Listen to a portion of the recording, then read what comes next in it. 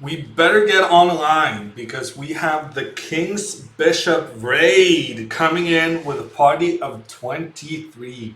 Thank you so much, King's Bishop. How's everyone doing?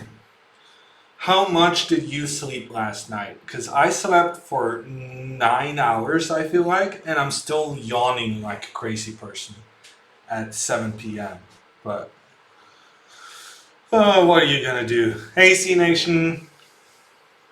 My microphone is still bugged out. I really don't understand what's going on with it, but for the moment, we're using the microphone on my webcam. And I'm very concerned that nobody reacted to me using the webcam yesterday, because it basically means that my webcam microphone is as good as my normal microphone, which is not great. I'll try to figure out what's wrong with it. I remember vaguely there being a similar problem sometime in the past couple of months, and I don't remember how I fixed it. So, what are you gonna do? Hey, Bloby, good evening. Hey, Torque. Yes, North Face. I really like this sweater, but I should get them to sponsor me or something. They have some nice products, by the way. Once upon a time I had this hat. It was good, but I digress. Hi, Cyrad. Hi, Don. Hi, Hiataman. El Martillo. I should learn more Spanish, but I have now learned that martillo is hammer, so that's good. It's a Norwegian company? No. No, no, no, no, no, no, no. I think this sweater I bought in San Francisco at Union Square in San Francisco. Good memories. How is the best chess commentator doing tonight? I'm doing okay, Eskil. I really hope you're referring to me, because if you want to comment on how Peter Svidler is doing, I really have no idea. How many countries have you visited? Quite a few, don't. Quite a few. I'm a geek.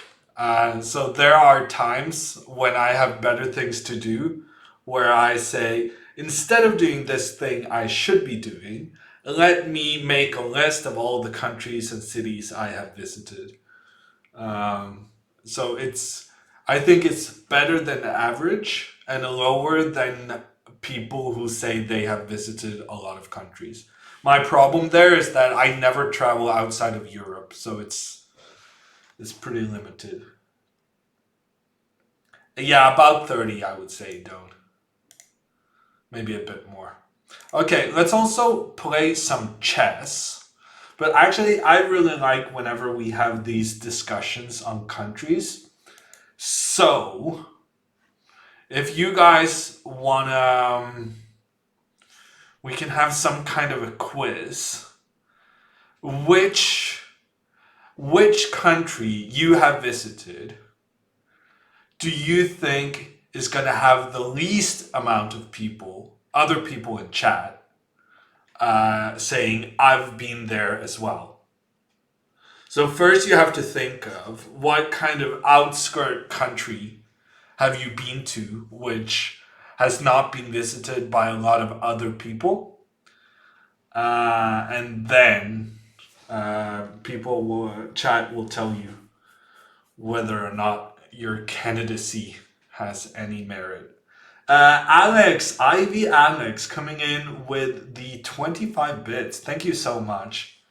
And Johann Sebastian, he's very happy about this quiz and goes ahead with Saudi Arabia. Saudi Arabia. That's a pretty good one. I can already say that Iceland, India, and Canada is all countries where I have been. So I think that automatically disqualifies you. If you haven't been any more a place more exotic than a place that I have already been, I think that disqualifies you. Algeria. Wow, yeah, that's a good one someday. Saudi Arabia, Algeria, and Liechtenstein. That's all pretty good. Costa Rica is decent as well, but my sister went there on vacation. Oh, Ivy Alex. I just saw the 25 bits and I thought I had already seen that. But Ivy Alex with the repeated 3 times 25 bits showing off the party hat and the snowman. Thank you so much, Ivy. Montenegro, that's a good one type. But once again, I have covered Europe pretty well. But also, Atlanta Gambit is not here, so we'll look for another game.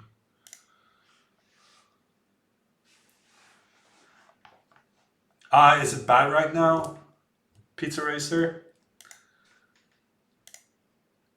Yeah, it's what there is though, because I couldn't get my microphone to work. I checked the audio on from yesterday and I thought it was okay.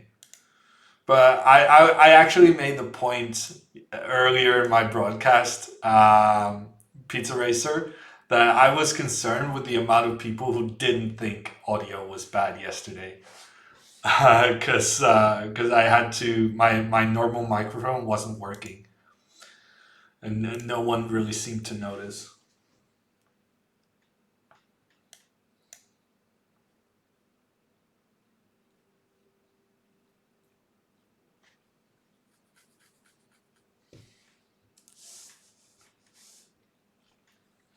I spent more than an hour before the broadcast trying to figure out what was wrong with my microphone. I couldn't figure it out, unfortunately. I tried deactivating it and reactivating it. I tried plugging it in and out of the computer. Nothing seemed to work. Ivy, thank you so much for the 100 party bits.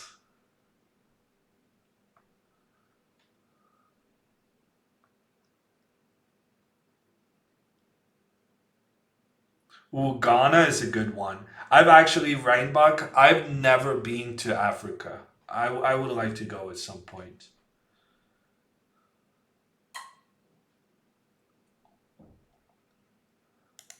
Of really Bloby? That's really special, huh?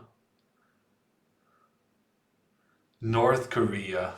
That's gotta be pretty unique. Sergey, are you around? We're looking for a game here.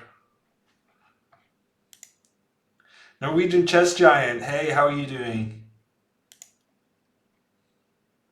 Yesterday was better. I don't understand how that can be Pizza Racer because it's the exact same microphone. The only different thing is that I'm speaking up a bit more. I have a bit more energy today than yesterday, which correlates with the amount of sleep I had. Okay, I guess we're moving on.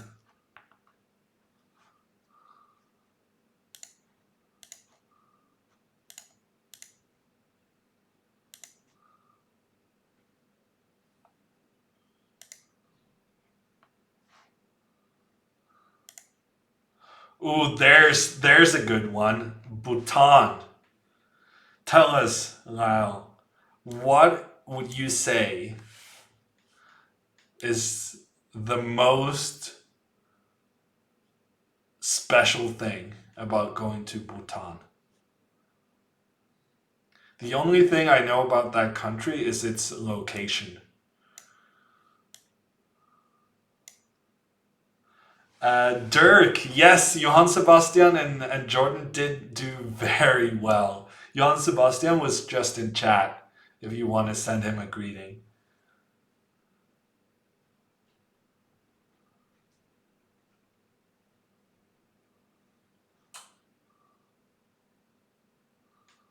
Wow. Lel actually admitting to just cheating, just saying an interesting place instead of being able to back it up with actually having visited.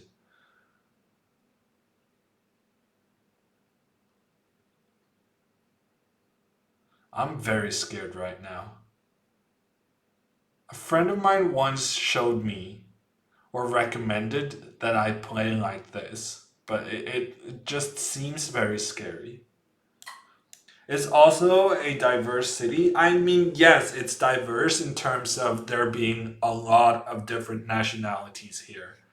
But at the same time, Oslo is it's a bit divided in where people live. Um, so it's like you can see very well. It's I guess it's like that every place. That some ethnic groups stay in some parts of the city and others elsewhere.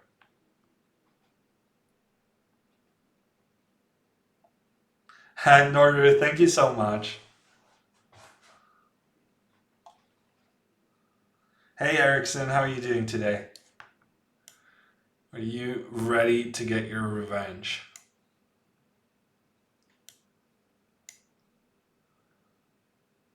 Oh wow. Johann Sebastian decided to take an early night at the Vikings prize giving.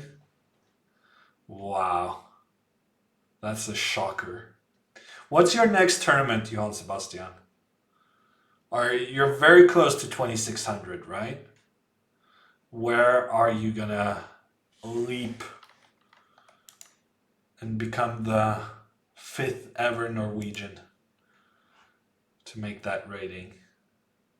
Oh, you are 2600. Really? I don't know. I think we're gonna need a fact check. The kid claims he's 2600.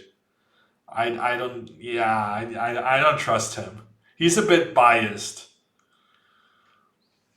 I need someone to look that up. Prague Chess Festival. Okay. Maybe you'll make your 2600 there. Really? You made 2600? I didn't even know. Wow. Okay. Yeah, I mean, I'm not sure I trust random name. I don't know. The only person I really trust in chat is Ulan. I'm double checking your work, sir.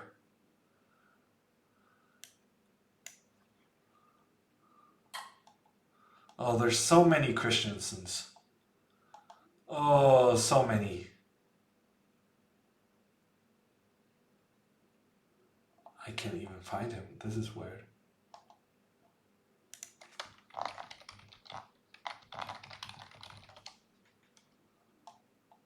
Wow, okay, so he's not above 2600. At least I got that right. He's not above 2600. Wow, but he did make 26. That's pretty good. What was the latest tournament he played?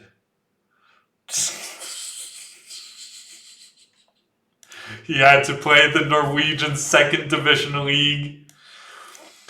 Oh man. Well done, sir. Playing for Magnus's new club, Offerspill. Making 2600. No worries, Atlanta. We'll maybe get another chance. New kitchen appliances. That's really seems like something I should be doing as well. My kitchen could look better than its current state. I should have professionals fixing that. You won against the 2410? Yeah, okay, that's fair. So 2600 plus players in the Olympiad for Norway this year. I mean, possibly random name. Um, but I mean, I am definitely not playing unless Magnus plays. That has kind of been my policy for the last couple of years. Because when Magnus plays, I feel like I kind of we owe it to him to have a good team if he's gonna bother participating. But as long as Magnus doesn't play, I don't really feel like playing. Although today the location of the Olympiad this year is much better than normal. It's gonna be in Moscow. So I'm really excited to see what venue in Moscow where the Olympiad is going to be hosted. Because if it's like a good location, pretty central, I kind of want to go because I had very very nice memories last time I was in Moscow. Unrun, thank you so much for the 4 month resub. Coming in with the haircut. Thank you, Alec. Of course, my haircut, the less I have had anything to do with my haircut, the better it looks.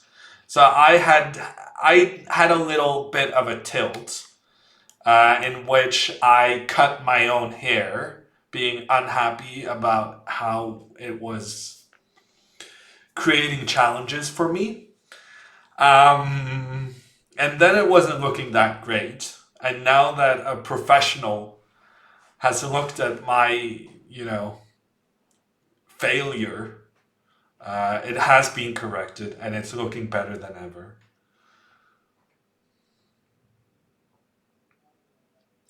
Is that a random fact? I mean, Mouselip, I have a lot of Norwegians stopping by the stream who aren't necessarily everyday chess players. And some expressions that we take for granted is not something you should take for granted. Because flagging, meaning that you lose on time, is not really, it's not something you can guess. So there has been multiple times where that factoid has been useful.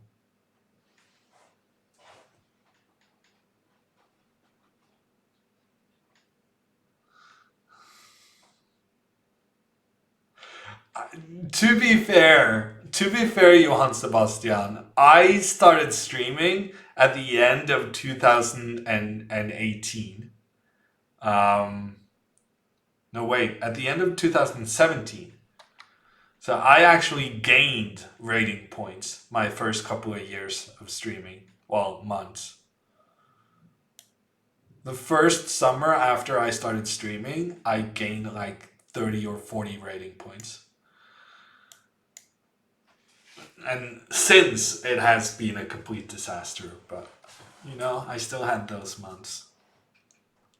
Chess in the Olympics. Well, the thing is, Alec, that what we refer to as the Chess Olympiad is really just a different name for what is the team, the national world championship in chess. But the thing is that the chess competition has roots um, going all the way back um, to the proper Olympiad back in 1920 or something. So even the International Olympic Committee (IOC), who are really not known for their generosity, even they have accepted that chess calls their team championship the Olympiad, which to me just it tells me that we have some really good roots. But yes, it's definitely separate from the normal Olympiad. Hey, Bum DC, how are you? I am still a bit tired despite sleeping for many many hours today. It's weird. You still slaying in Fortnite? Not that often, Sam. I haven't played in a month now, and I have a bit of a busy end to January, but come February, I'll get back on the grind. We've been talking in the chess community now for a long long time that we need to decide who is the best Fortnite player, and I have been slacking. I really need to up my number of practices to be able to get that title. There's even this chess wonder kid who's now not only trying to beat everyone in chess, but he's also trying to beat them at Fortnite. Alireza Firuja. No longer just a chess prodigy. He's trying to kill us at Fortnite as well.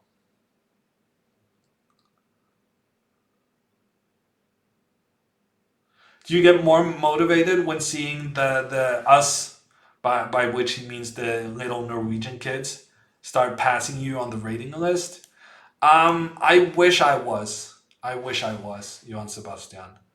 But my problem right now is that my ego just keeps telling me that I'm still much better than you at chess. It's just that I'm not being able to showcase it because I'm for some strange reason.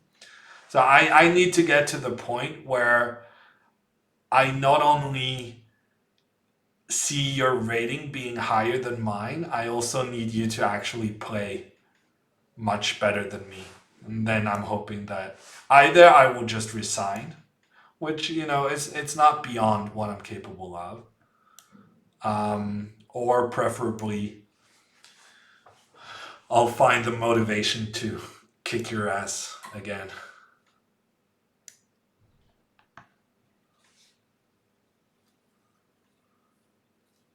Your ego was destroyed by Magnus a decade ago? No, I don't think so.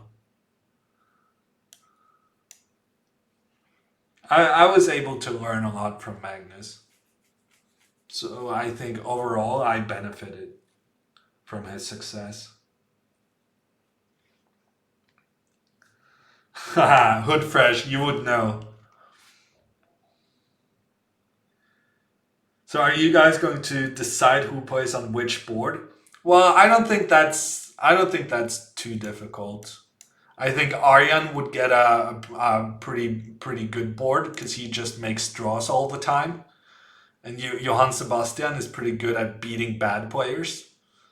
So it would be Carlsen, Tari, Hammer, Christensen, and no contest.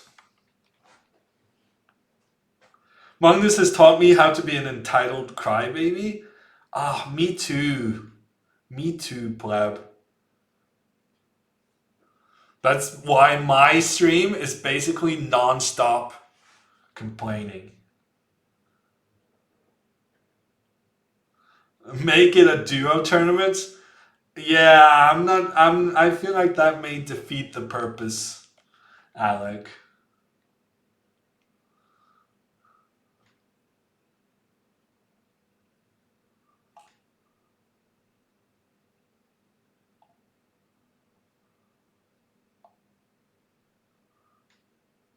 Okay, we got the win. Look at this. I'm checkmating people. Like it's nothing. That's how we do it.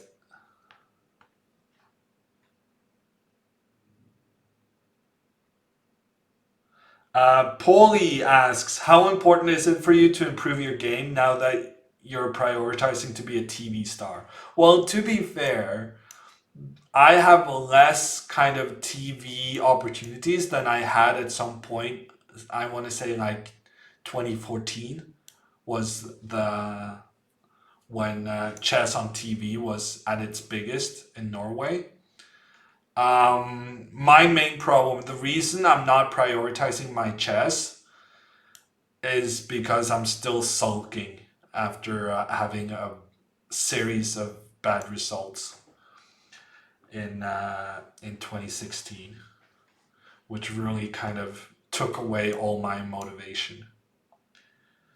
But I'm actually I saw that Aryan is getting an invite to the Norway chess tournament, and that really kind of that might be what I need to kickstart an interest. In general, just the best recipe for anything is just winning a little bit. So also, if I can just start winning some games, that would be nice.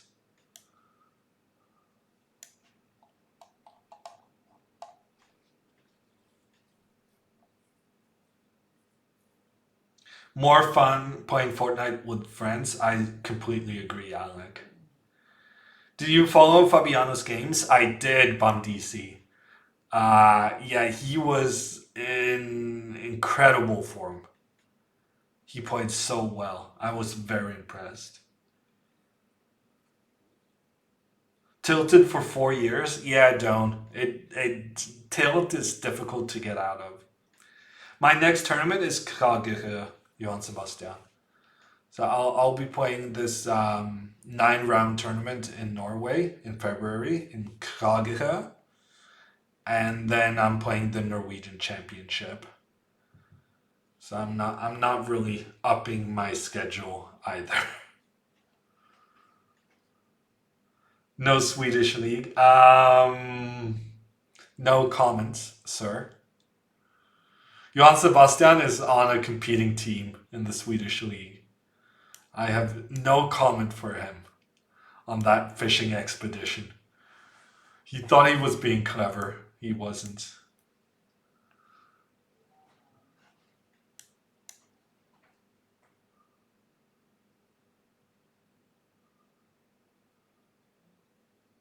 You're still a competitor, Johan Sebastian. That's not how it works. Quick analysis? You're killing me, Dirk. I don't want to look at the chance of me playing a good game in the Swedish league is so low.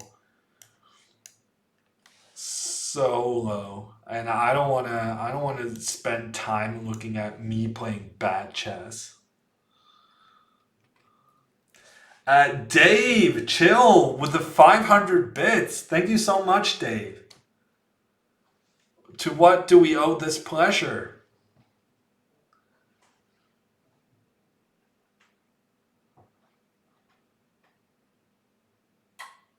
Do you think Ding's dynamic playstyle works better against Magnus than Fabi's slow play? No. Well, number one, I would disagree that Fabi is playing a slow game. But also, yeah, I definitely think Fabiano is the number two player at the moment. And I think he would be a bigger challenge for Magnus than Ding. What E4 openings would you recommend for players 1,000 to 1,200? Well, Bum DC, I made a video series on this. Basically, I designed my variations to be appropriate for every level, including those ranges you just mentioned. Love your stream. Thank you so much, Dave. Okay, I'm a bit confused, but Sergey, if we're gonna talk a bit about chess, Sergey gave me a pawn in the center for absolutely no reason. And now I'm offering him a pawn on the edge because that's Fischer took that pawn and it did not work out for him. Um, so yeah, it would probably not be a good idea to take that pawn. He didn't take it, which is the good choice. However, I mean, I feel like I can capture something here. Just not sure what. Maybe I can even push. Take, knight here. Yeah, maybe I should just do that. Get my knight back into defense. Happy New Year, Hanker.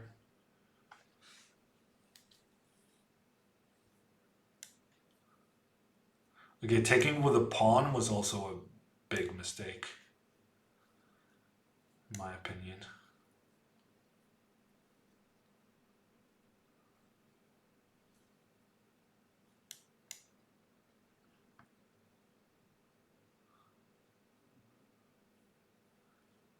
Yes, Dirk. Fischer against Busky. World Championship match, 1972 in Reykjavik.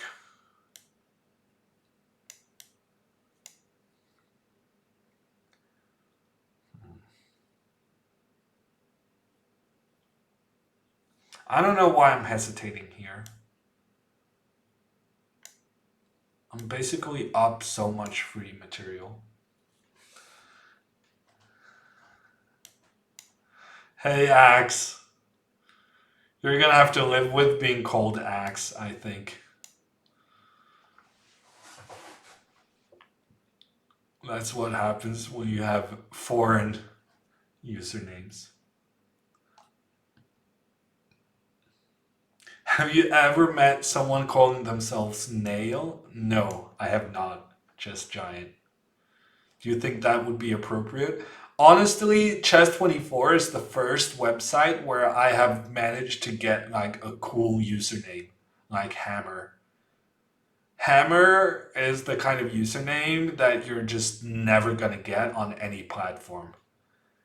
Every time I register at a new thing, I always try out whether I can get the Hammer username. Never works.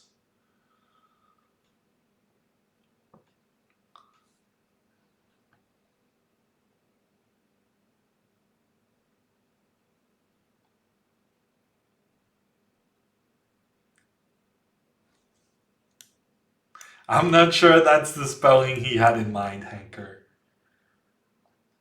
That means there's not that many people playing on Chess24? Well, sir, are you making assumptions? It could also mean that I registered as one of the very first ones to the site. And I think in this instance, that last is the correct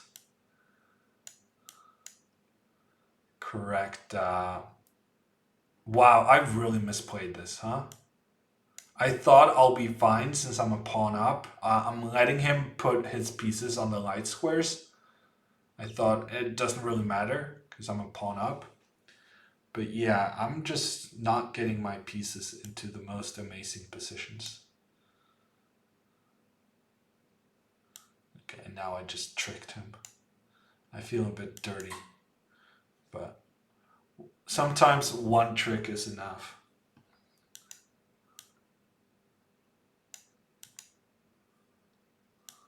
Yeah, now we're just taking everything.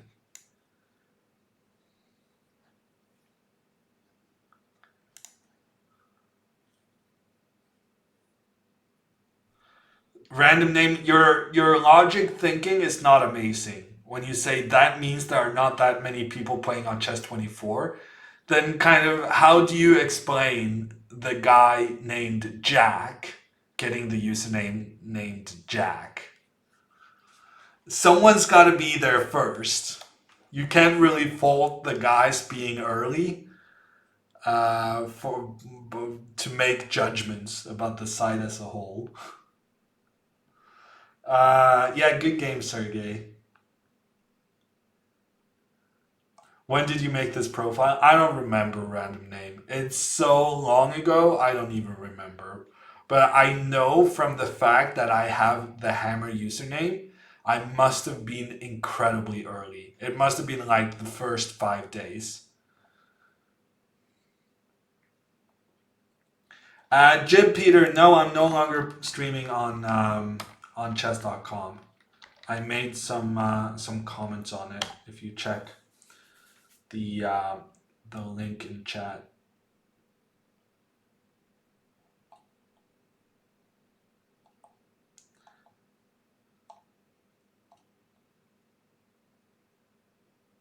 You should name your kid Power so he's Power Hammer.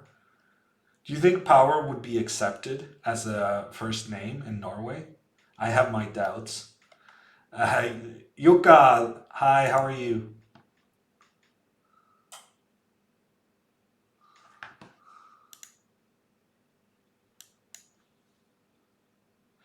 Mickey coming in with the 14-month resub. Thank you so much.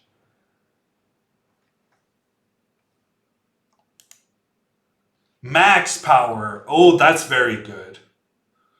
That's better. If only my last name was Power.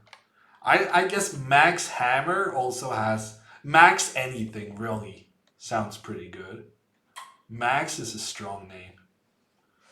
Maxim, not so much. Not judging, just saying. Max has more punch. Straight to the point. Ooh, that's very good. Dolgo. Dolgo Rookie coming with the suggestion.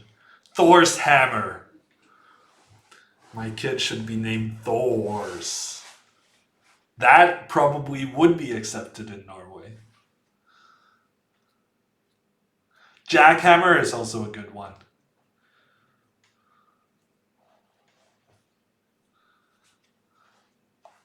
Norway and their rules about naming kids. Honestly, I think probably the fact that they have rules is good. But on the other hand, I feel like they are pretty. You have to go really far outside the box for them to say, no, that's not going to work.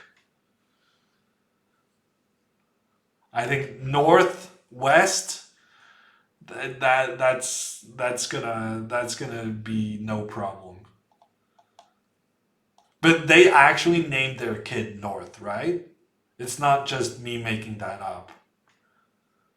Kanye's kid North, now known as Northwest. It's incredible. They were having a lot of fun when naming their kids. Fool, are you here? Are you ready to play a game? Evening, CJ. How are you doing?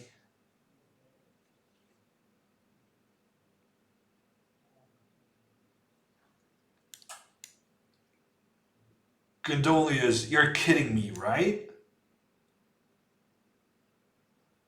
I mean, in Norway, we literally have the name Ernulf. A friend of mine actually, that's his name. Ernulf is literally eagle wolf, just put together.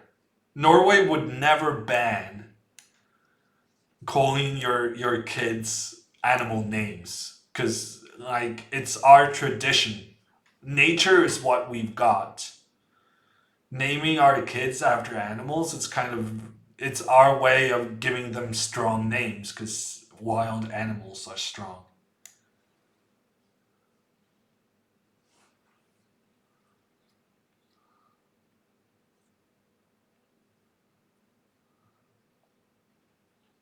Bishop d7 line, yeah, I regret playing it already, Halvard. This is so boring.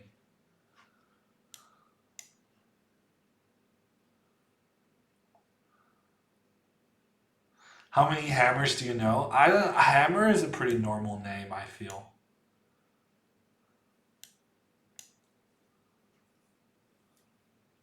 You're playing this line with black. You gotta be so bored whenever someone plays into this, Halvard.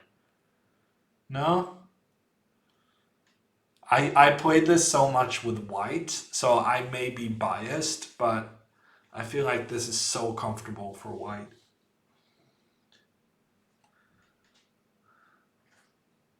BSing, I'm trying to follow both chats, both on Twitch and Chess24. Yesterday I was not following the Chess24 chat, and honestly, I swear that's just because I hadn't been streaming for a while. I just completely forgot about it. I even put up the other chat on my other monitor, and then I started using that monitor to Google something and forgot all about the Chess24 chat. Why didn't Alireza move to Norway? Sir, why didn't you move to Norway? It's the best country in the world. I'm sure you have as much of a relationship to our country as Alireza. I would assume it's because he had some sort of family connection in France. And that's the reason he moved to France. That is, of course, just speculating, but it makes a lot of sense.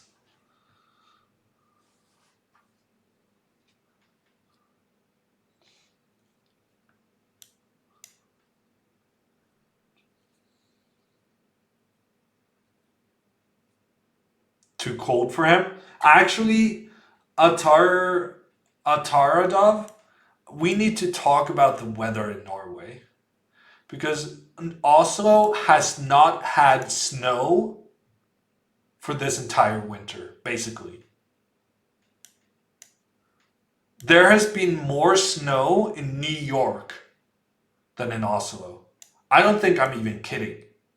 I mean, normally I would exaggerate for dramatic effect, but I actually think that's true. Norway is no longer a winter country, apparently.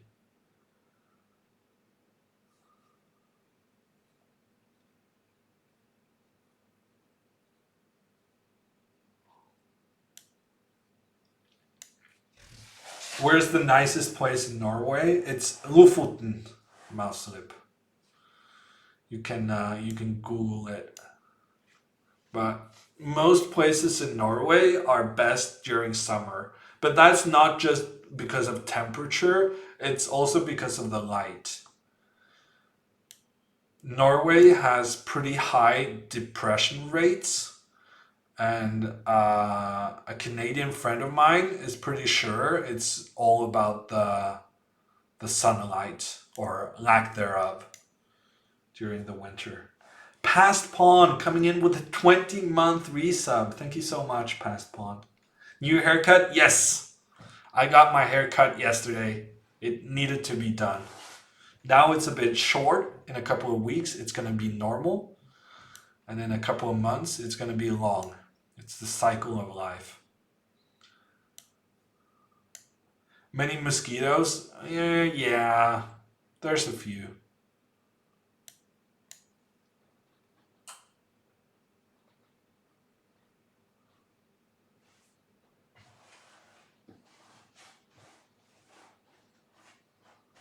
Canadian palm trees.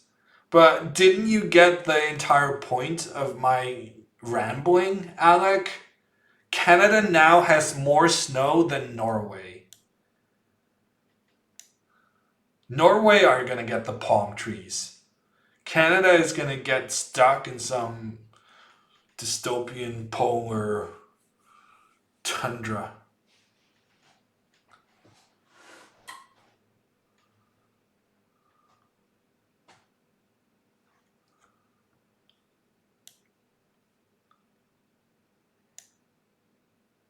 Hasn't Canada always had more snow just based on land mass? Oh man. I realized that we're in a chess channel, and so there's going to be a lot of people who are just obsessed with correcting and so on and so forth. But I really didn't think that we would get all the obnoxious correcting from the Fortnite guy in chat. I thought you were supposed to be normal, Alec. What is kverulant in English? That's the word I was kind of looking for, but I couldn't remember how to say it. Yes, the metrics, Alec, is the snow happening in one place rather than the total, the sum as a whole. I just realized that if I move my rook back, he's going to take my pawn. But I realized just in time to correct my mistake and start capturing all of his snow. Snow per square meter. Yes, I think that's a good metric. Snow per chessboard is also interesting. Nitpicker. Okay, that's a good word. We should be using that more often.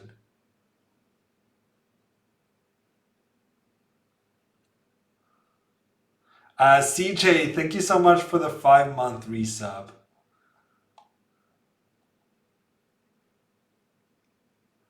What about the density of the snow itself? Yeah, we don't count that. Well, I don't think so. Now that Norway doesn't really have that much snow, I can no longer proclaim to be a snow expert. Did Fabi win his last round game in Tata Steel against Artemiev? Yes, he did, BSing. That was very impressive. Fabiano finished 2 points ahead of Magnus, which is just unreal. You only need 2 reasons for moving to Norway: fish and strawberries. I agree we have good fish. I agree we have good strawberries. But I'm not sure it would top my sales pitch.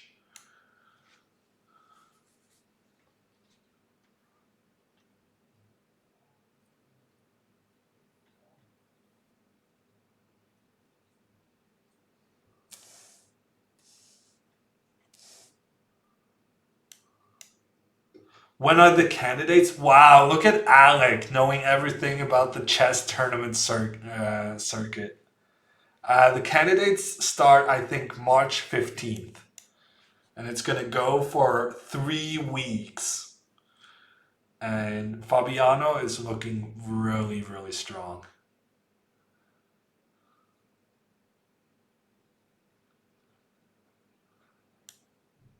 Okay, this is a bit weird, but we're going to try it. General consensus, Fabiano or Ding? Yes. And I was already leaning Fabiano for a long time. This is something we've gotten questions about on the stream for like the past 6 months. And I've always said Fabiano, and I don't really feel like I need to retract anything after his performance in Tata, because that was some sick stuff.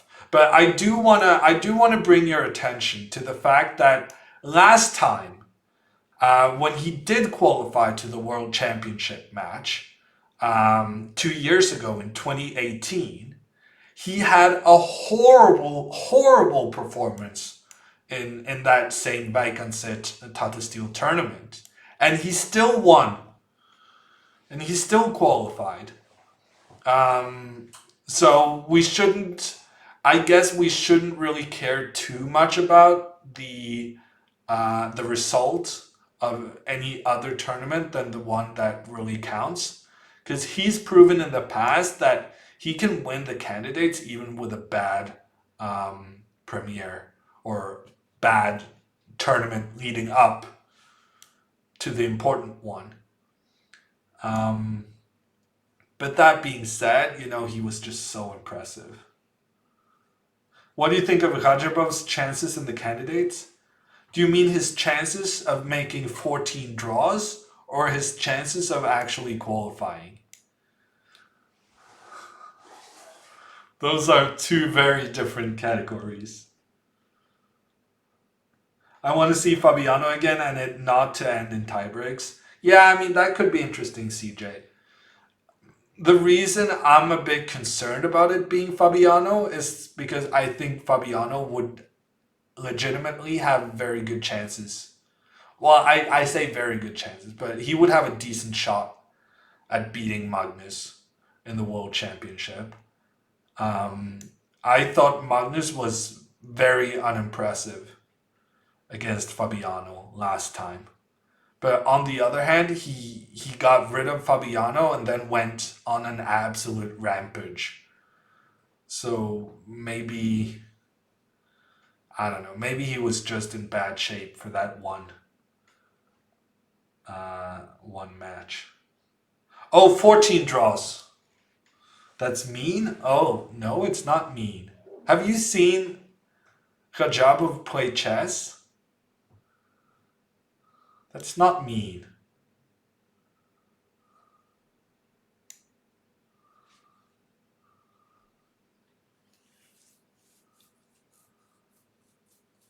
Making draws is kind of what he does.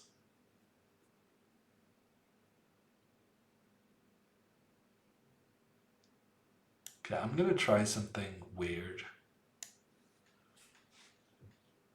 Handy to be in bad shape and still win the World Championship? Yeah. It's nice being Magnus, Celebagus. He plays the King's Indian defense, that's not boring. Okay, that's true.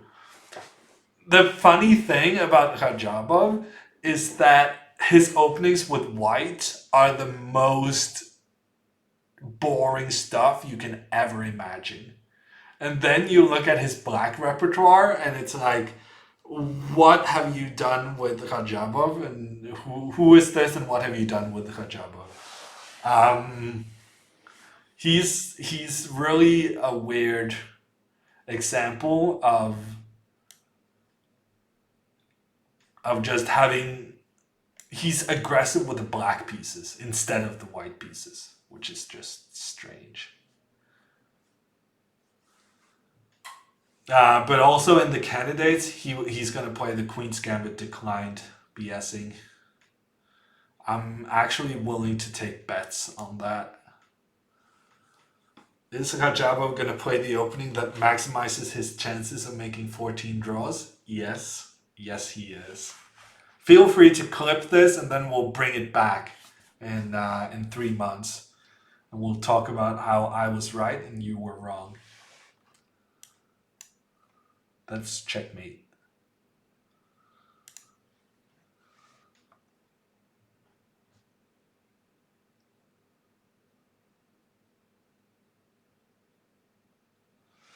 Um, I disagree, Sergey.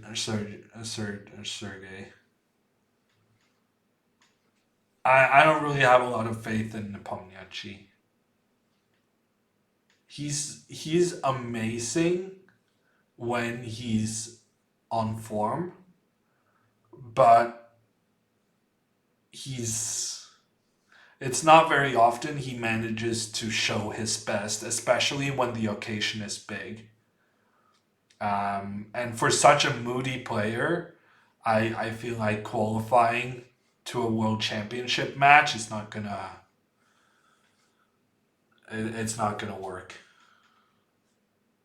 If Nepomniachtchi loses one game, then he's gonna lose the next game, and then he has no chance. I feel for him. I feel for moody players because I am one myself. But I think that moodiness is not gonna help him qualify.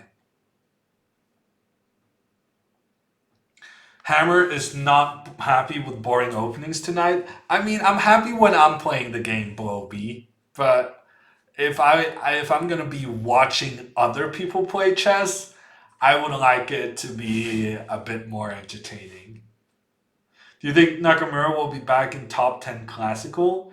I mean, I think so, Sabon. I think there are a lot of fluctuations among the top players, and for Hikaru to bounce up again and get into the top 10, yes, for sure. Whether he's going to be able to stay consistently in the top 10, that's a different matter. MBL is not qualified, Ed. Sorry, all the MBL fanboys. We've had this discussion quite a few times, but he's not in it. You're also a moody player? Yeah, I feel for you, Alec. Has the wild card been given yet? Yes, it's the wild card has been given to Alexienko, Mr. Burns.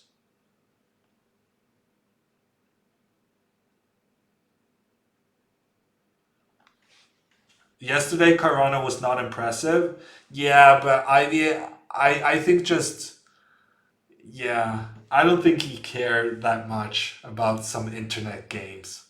Probably he just promised someone to play them, and when you feel like there's nothing on the line, then you tend playing a bit poorly. I know because I started playing whenever I was streaming for the gnomes. I was really try harding, but now recently this season, since I'm not streaming my gnomes games, I cannot concentrate and focus in the same way, and I have almost not scored any points for the gnomes this year. So I know a thing or two about not being able to take an internet competition seriously. Yes, this is the Berlin BSing. My problem is that I really like the Berlin for white. No, for black. And here I am defending the white side. So that's not good.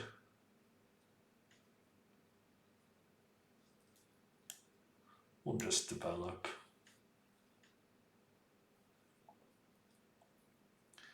Ivy, thank you for the 100 bits.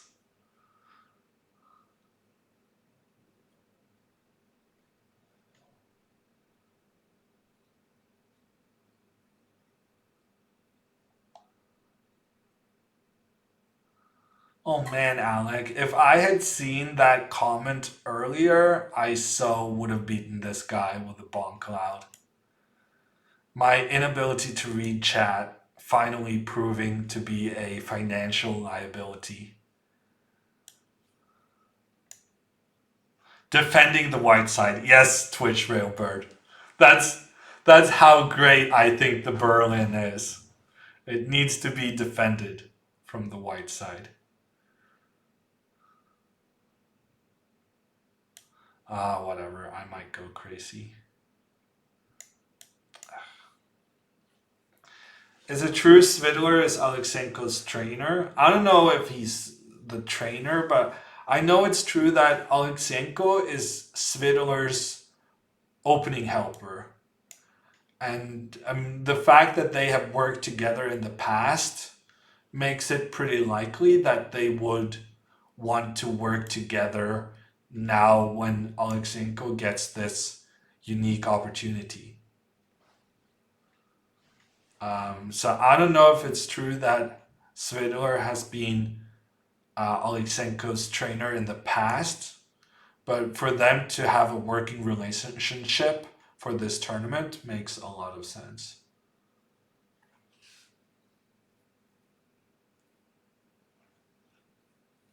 The offer stands. I'll keep that in mind, Alec.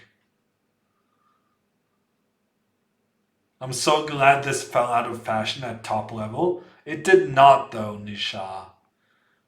You think the Berlin is out of fashion? I don't think so.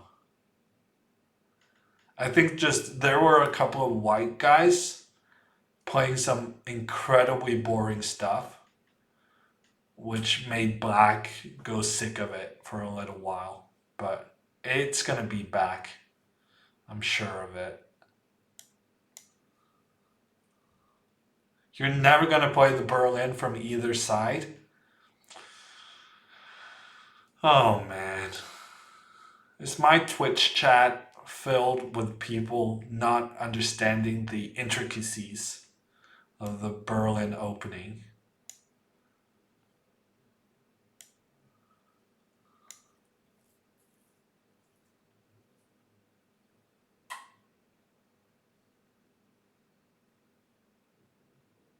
Ooh, that's interesting, Mr. Burns.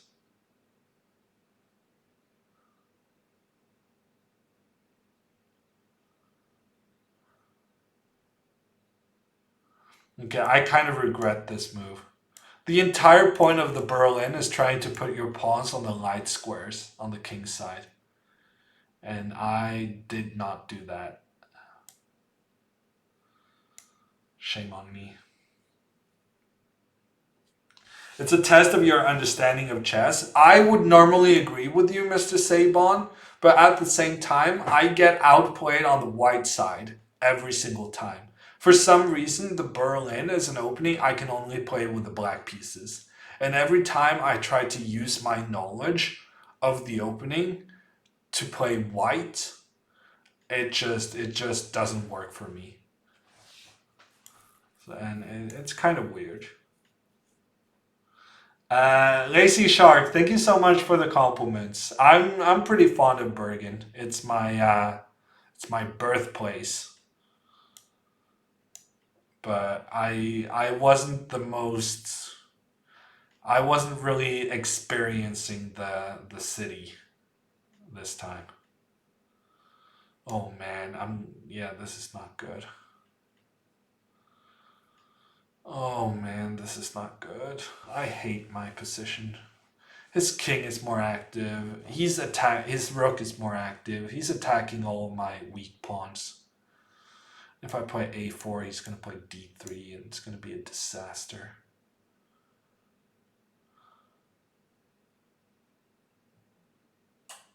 Actually, maybe I can do this. I was thinking d3, rook d2, and then I take his rook if he captures on c2. The problem is just if he captures on c2, he's threatening my rook as well. Oh, man.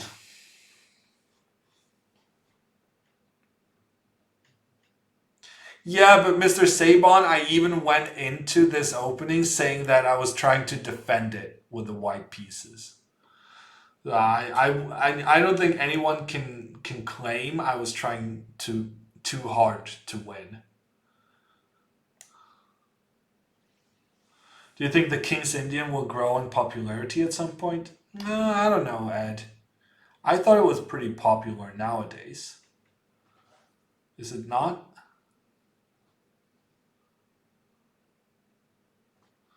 That was a good move. It's always annoying when your opponent plays good moves.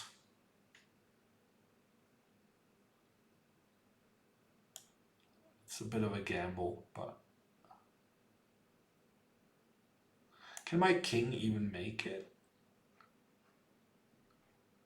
Yeah, but I'm gonna lose this guy. Okay, I guess let's defend and hope for the best. Do you think we'll see a bomb cloud at the next World Championship? No, I do not think that.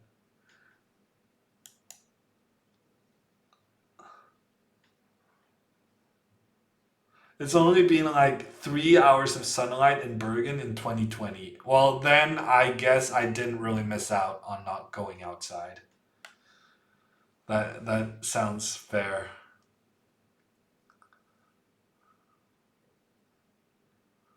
Oh man, he keeps attacking all my pieces. It's very annoying.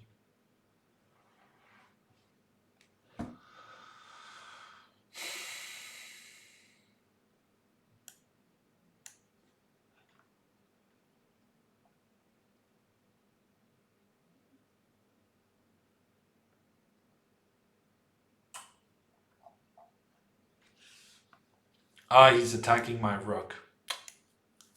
Indirectly. And I'm losing on time. It's kind of difficult to flag your opponent, but the normal way of flagging your opponent is just pretending as if you don't notice that you're low on time. And then start jumping around with the knight.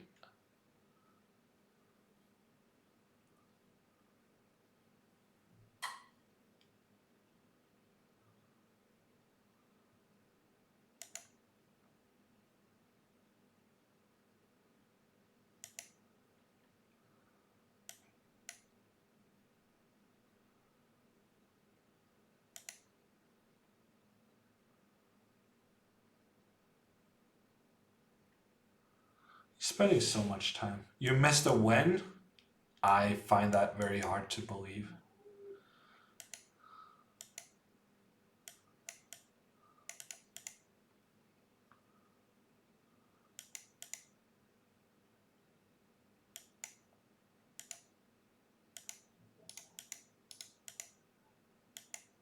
Come on. Yes!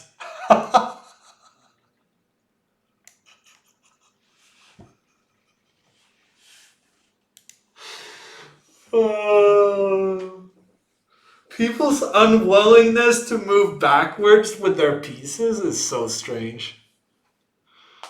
Whenever you give a check and like going up is the losing move, they always do it. No exceptions.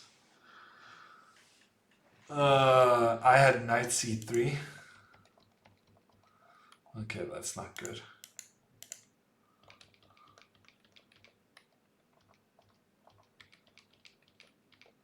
Wow, knight c3, that's pretty cool.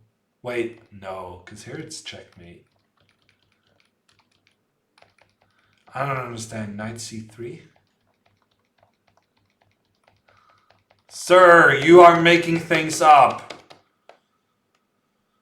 And I fell for it. No, knight c3. This is the entire point that I had to avoid this checkmate. He could have done a lot of things differently, BSing, but he didn't.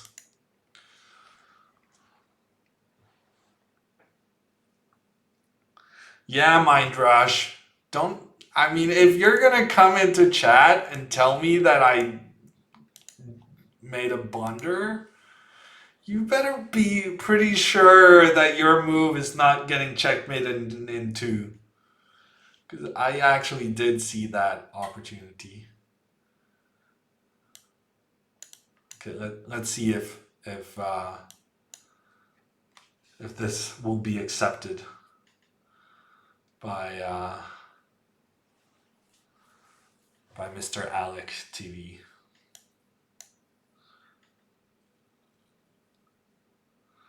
Yeah, addict. This is how we do it.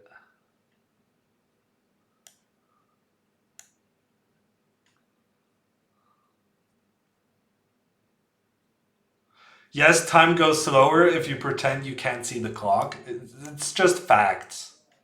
Twitch Railbird. That's just how it works.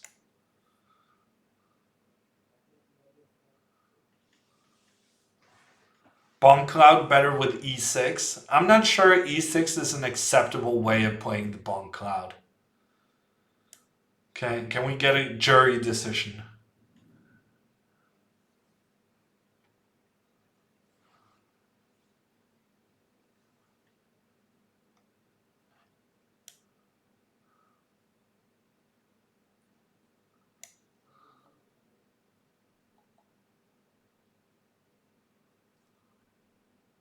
Same reason you couldn't take on c5. Yeah, so I probably didn't see the knight c3 variation, but I saw it because I saw that I couldn't move the knight regardless of follow-up.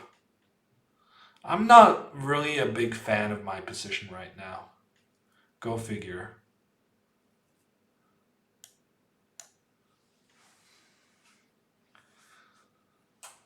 Oh, really? I could have played it with e6? Feels bad. Then, I wouldn't... Not only did I lose a pawn, I also opened up a lot of diagonals down to files down towards my line, my king. King d8 and hide. That's basically always my strategy, Twitch Railbird. Hiding with hammer is a well-known concept within Fortnite, but now also in chess. Pretend you castle queenside? What do you think I'm doing, sir? I'm already pretending that. Should have taken the challenge with 3 minutes, not 5. Yeah, but there was a chance I would have forgotten about it if we had waited for a 3-minute game. So you better strike immediately and hope for the best.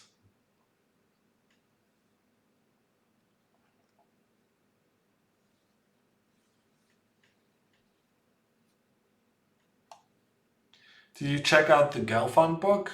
Which one? I think he wrote 2 books, but it's like a couple of years ago, right? I think I looked at that.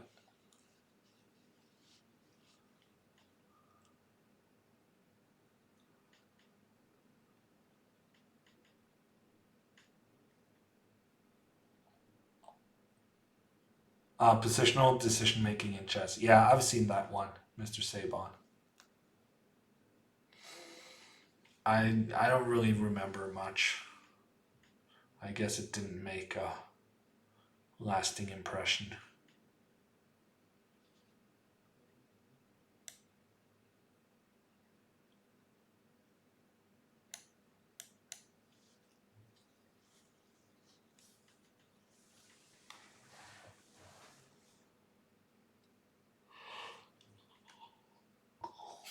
I find this very strange. I slept for 9 hours today, and I'm still yawning at 8 p.m.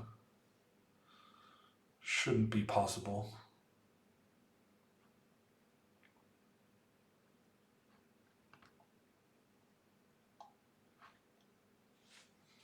He's trying to check my king. I'm not sure I have any good way of preventing that, unfortunately.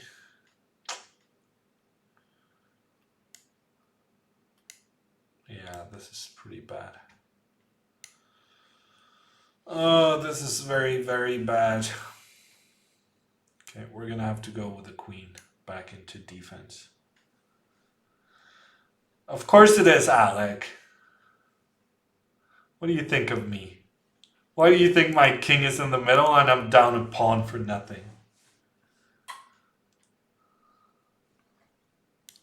Nice is not really how I would describe what's going on, but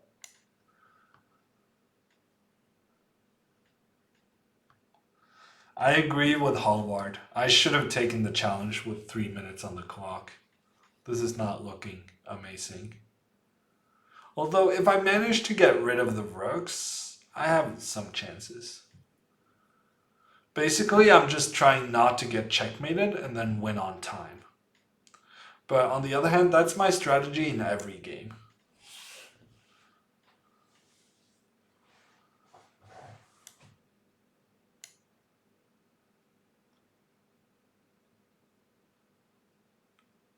Yeah, that was not a good move by me.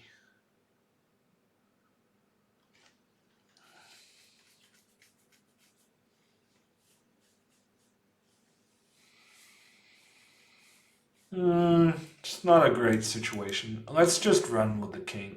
Hope for the best. Get the king away from the danger zone.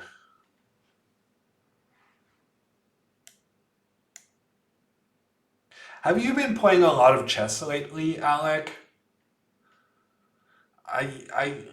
You wouldn't be the first person I would suspect was a Bonk Cloud aficionado. Is that the correct term?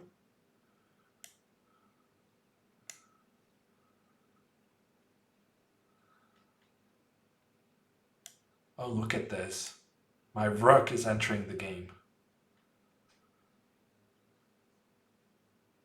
You haven't played a single game in over 6 months, but you did play enough chess to know about the Bonk Cloud. That's fine.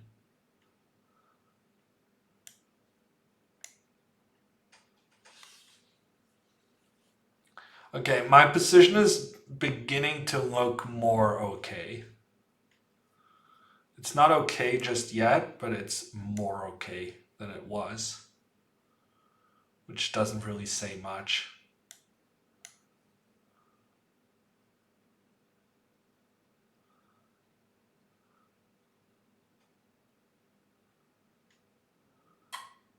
He's playing somewhat quicker now.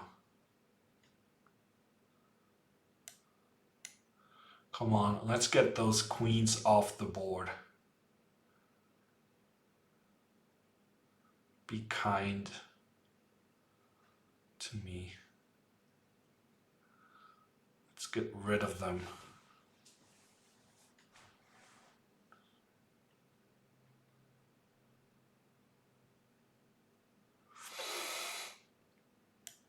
Maybe try this move.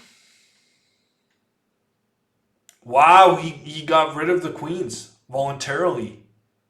I was not expecting that. I feel like that's gonna help my chances. Okay, let's do this. Okay, I'm actually losing my a pawn, which is unfortunate. Okay, I don't think that was such a good move because it's kind of blocking off the position. Okay, that was a good move. That was a very good move. Okay, let's see. Let's do this.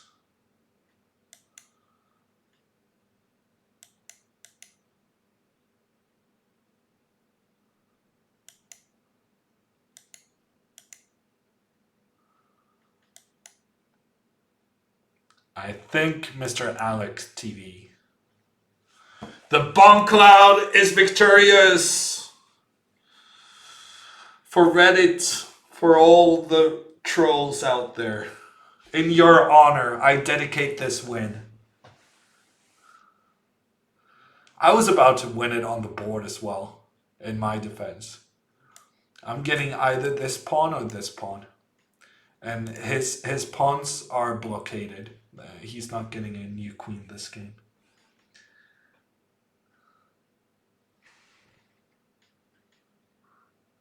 Is that a rat, Ulan? Did you put a rat's ears on my head?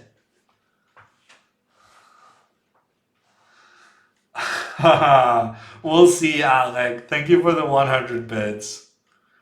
Bless the bomb cloud. 100 win rate never fails. Magnus will use it to win a world championship game. That is the prediction from Alec TV.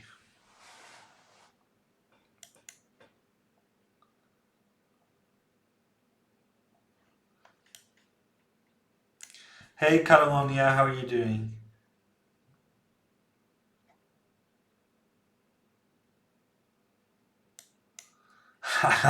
Thank you, coolest. If you haven't seen it already, you should check out the chess Reddit. One of which is basically dedicated to a lot of people saying the bomb cloud is the best opening ever. The bomb cloud being moving your king on move 2. And I honestly, and don't tell the Reddit people I said this, but I really think they went well beyond the point where a joke is just done.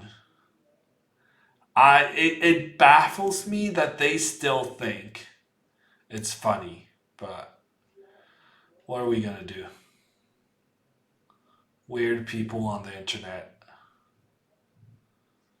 They got their thing going on. Mechaniac! Thank you so much for the 4-month resub. Yes, on Anarchy Chess. r/Anarchy Chess.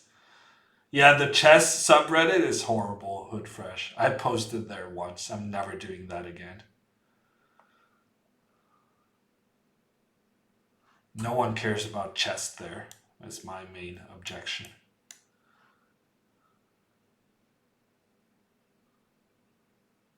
Do you think wigs take focus from top chess performance? I hope not. Because that's gonna ruin my plan for the future. I have a lot of male pattern boldness in my family. So I will fight for the right of wigs, knowing that it will be my future.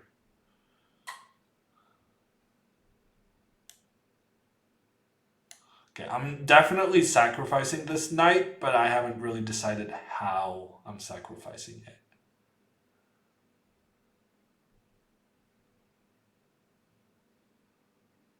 I think we'll start with this move. Oh, that's pretty bad. You know what? I changed my mind. Whenever I say I'm definitely doing something, I think people in chat would be disappointed if I didn't change my mind. That's kind of my thing. Changing my mind after being very adamant.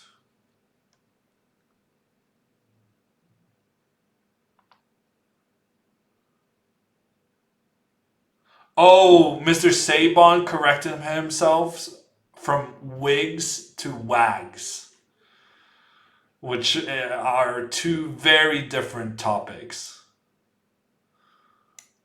Well, at least now you know, Mr. Sabon, that wigs I am a fan of, and wives and girlfriends, I think I will have to I'm not the right person to judge whether wives and girlfriends are distracting. You'll have to ask someone with a wag of themselves. A wag is a wife or girlfriend, Wolverine. And just the fact that I know this while some people in chat does not know it makes me feel very, in tune with modern language. So I'm pretty happy now. Okay, I really want a castle, but then he's gonna push his pawn and his queen is gonna put my king in check and it's not gonna be good. So I may have to find a different move.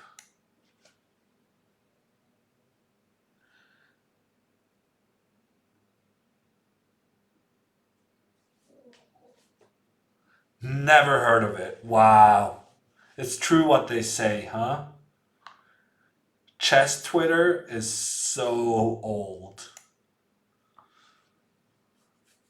Wow, you're 21 and you haven't heard of Addict? Are you American? Because WAG is a pretty British term. This might not be an age thing. This might be a US, Britain kind of thing. You're from Denmark? Well, then you really should have heard of it and you have no excuse, sir.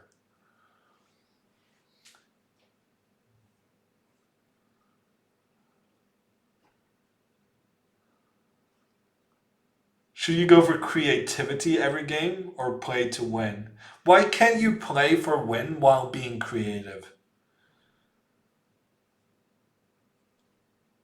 I'm playing to win here.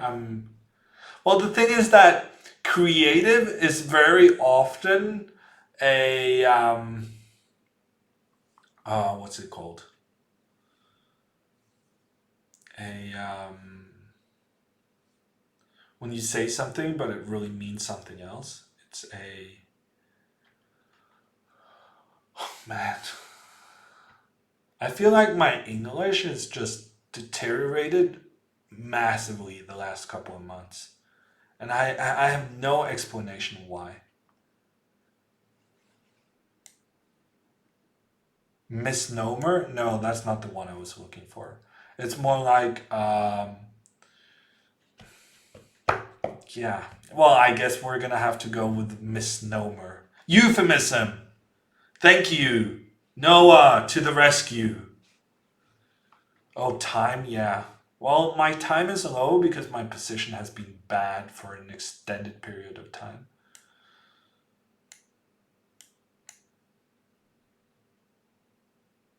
What were we talking about?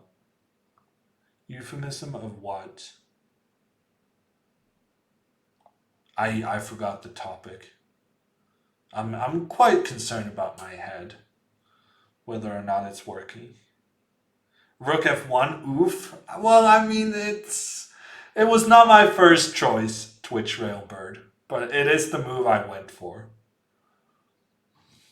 Yoon. Well, Addict, being Danish, I assume you actually understand how it's supposed to be pronounced, but Yoon is pretty good as well.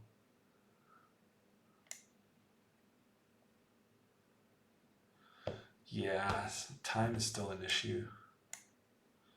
If I could just get my king into safety. Ulan gifting a sub to Alec TV. Thank you so much, Ulan. Ulan also gifting to Chess Weeb. Thank you, Ulan. Okay, I'm about to get my king castled. Because we take king safety very seriously on this channel. We are about to castle on move 25. That is how serious we are about king safety. Is this 960? No. But it's a different, it's a unique way of playing. I think that's fair to say.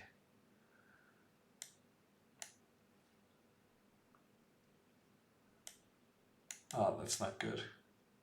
I wanted to kind of rescue this guy, but I see that's not happening.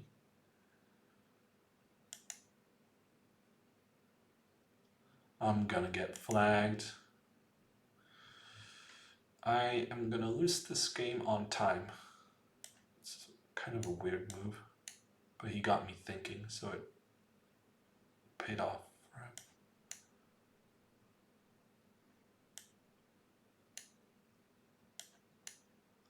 Oh man, did I get myself perpetualed? Okay, king, it's time to run. It's time to run. Run fast. Run like the wind. Oh, I blundered my knight.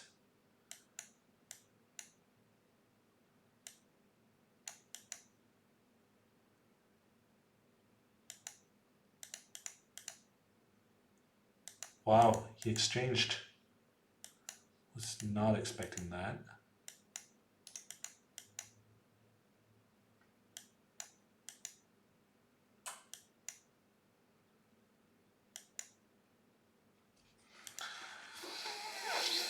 That's how we do it here. Ulan also gifting to Deep Wolverine and King's Bishop. Thank you so much, Ulan.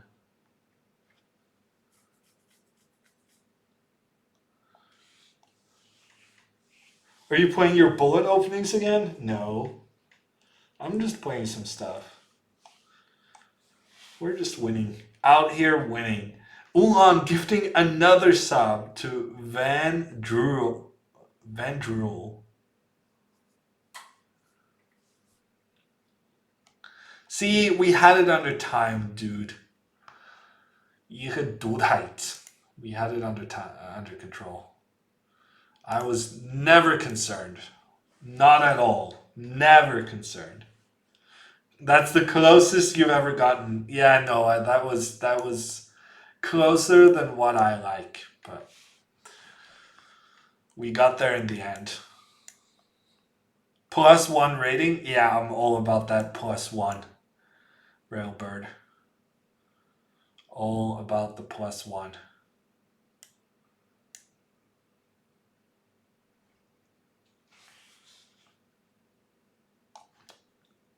Is he just going to copy me for this game? In which case, I have a plan. I have a very sneaky plan.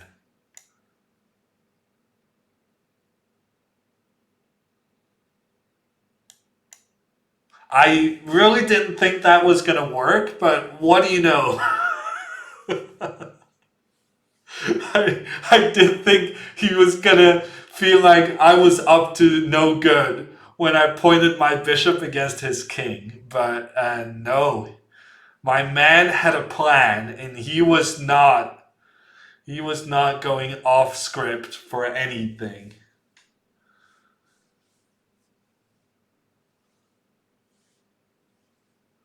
Would you rather play a boring game and win, or play a creative game and lose?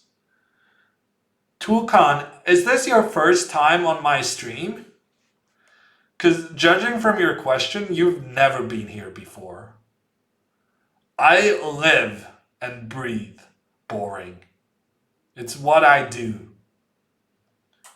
Your question is not really, it's not even close to being difficult to answer.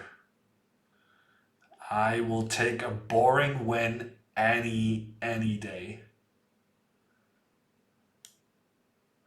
Okay, let's just, should we calculate? So if I go bishop b4, then he's going to have a5 and then knight c3.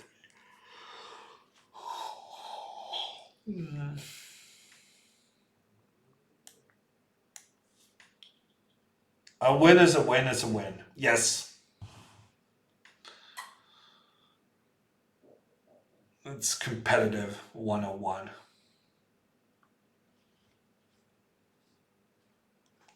It is your first time. Busted. Busted with your assumption that I would like some action going on in my games. No, we enjoy an endgame victory on this stream.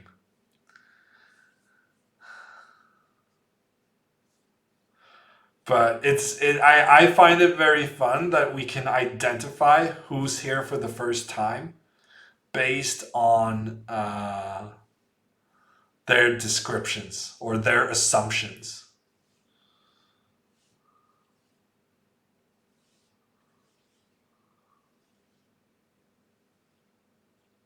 If I wanted action, I wouldn't be watching chess. That sounds fair enough, Addict. Oh, yes. He succeeded in attacking both my queen and bishop. But unfortunately, had he taken my bishop, then I would have checkmated him. So now we're just getting a piece for free. Ooh, and we're close to trapping this knight as well. Ooh, but he's close to trapping my knight. Wow, he's actually very close to trapping my knight. I thought I was being clever not exchanging the queens because then my knight wouldn't have this e5 square to escape to. But yeah, he could have played f6 there, and then my knight would have had trouble getting out.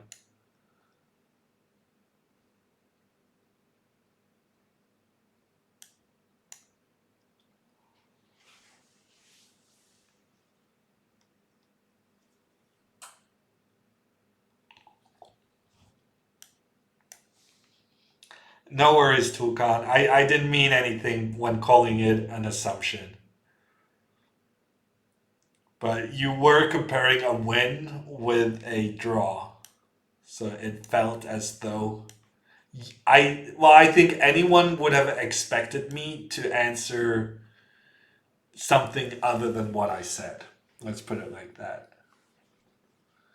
Knight takes a5 instead. Yes, Guikis. I saw it right after I played. But what are you going to do? In a blitz game, how many tactics are you going to miss? It's going to be quite a few. But Skuikis, his knowledge of the King's Indian defense and the quick blitz tactics is making me think he's a pretty decent chess player undercover. Thanks for the game. Bishop takes e8. Okay, let's do something exciting. No, let's not do something exciting. We like it boring. I just had a big speech. Let's do my new amazing concept for chess openings. The French? No, Halvard. This is not the French. If it is the French, it's the French a la Hammer.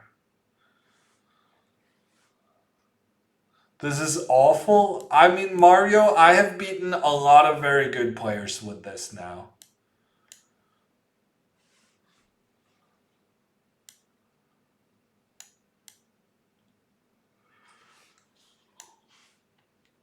It's not that bad.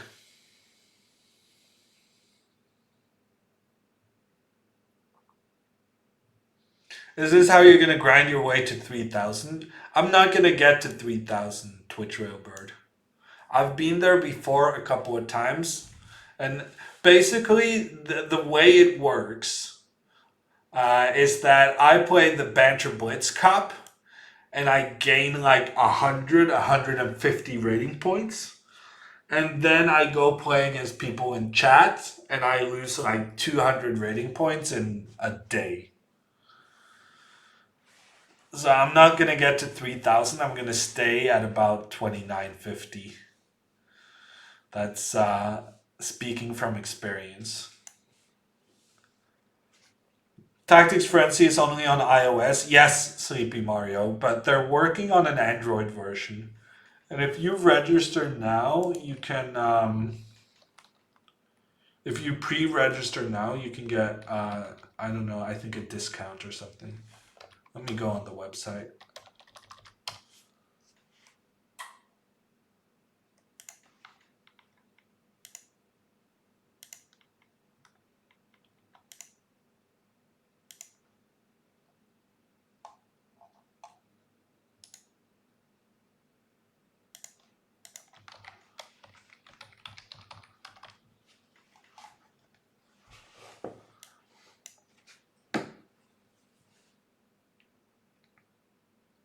Chevening it now, I don't know what to call this, but I think black is even better.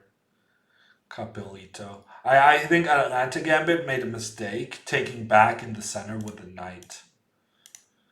Because even though these pawns look pretty good in the middle, I'm just going to play g6 and then e5. And I'm going to manage to exploit the fact that I have an extra pawn in the center. And I think his king is going to get into some trouble. Because when you think of this f4 move, you think of it as an attacking move. But really, it's a bit of a weakening of the position. Okay, this is interesting. So he starts the immediate attack because he realizes that long term, he's going to have some issues, which I think is correct. I'm not going to exchange here. I'm not going to let his bishop get into the game more easily.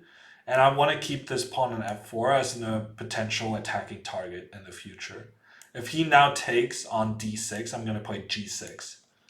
And I'm going to be really solid on the light squares.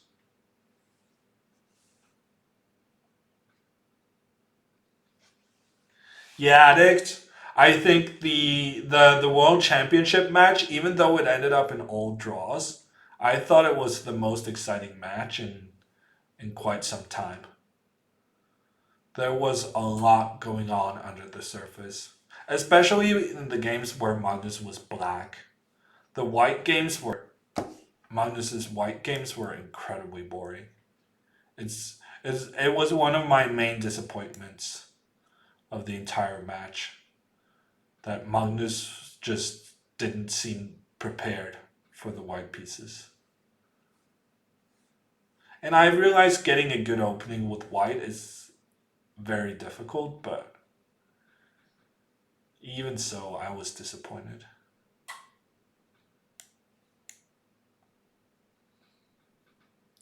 Kind of the same against Karyakin? No. Against Karyakin, what Magnus was getting advantages with white almost every time. In my opinion, at least. Okay, let's just get the queen out here. Whenever your opponent offers you a free piece, you have this kind of first instinct, just don't take the piece. Because you get scared. But if I'm gonna get to take the piece and offer a queen trade, that white has now sufficiently sweetened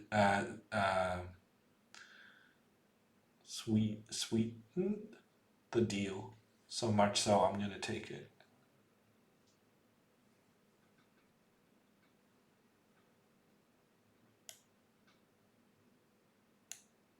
Hey Bunkinator, how are you doing today?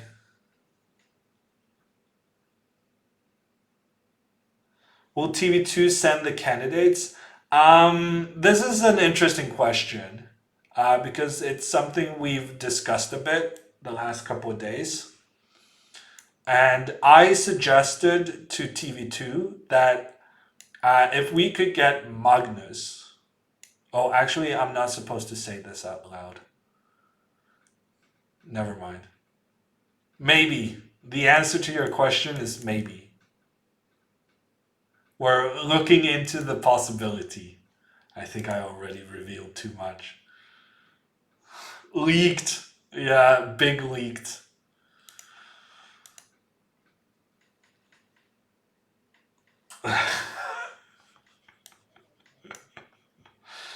Oh, Hiata man, that's very good. I'm just not sure who would consider that being breaking news. Would be awesome with the candidates tournament on Sumo. Yeah, I mean it would be great. But I think the only way we're likely to be doing it is if we can get Magnus in the studio to kind of talk a bit about his expectations and who, just his knowledge on the other players, and especially seeing as how he would be playing against these people, or one of them. But I think it's a tough sell. It's gonna be very tricky to get. It's tricky getting Magnus involved in anything. So, but we're gonna see what we can do, and hopefully we'll have some broadcast of like the last couple of rounds of the candidates. Isn't Magnus more likely to commentate on Chess 24? Ooh, that's a good point, Hiata man. I didn't even think about that. Yeah, maybe. I mean, I'm sure he could do both though, but it also depends on his mood.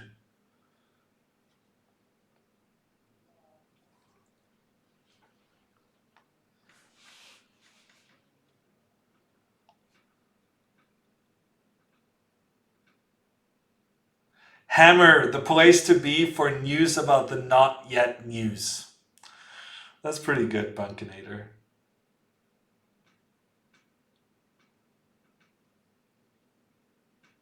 What do you think about Anish Giri playing in the candidates?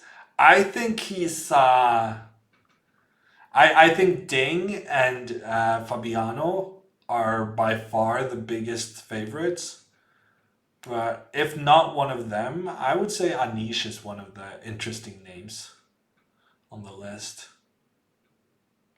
I think he could make something happen.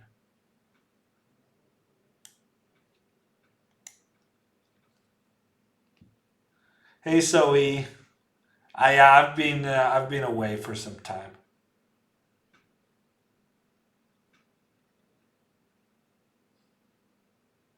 Svidler has slave work to do. Ooh, that is true. Svidler is not probably not going to be doing any commentary if he's helping Alexenko with his openings.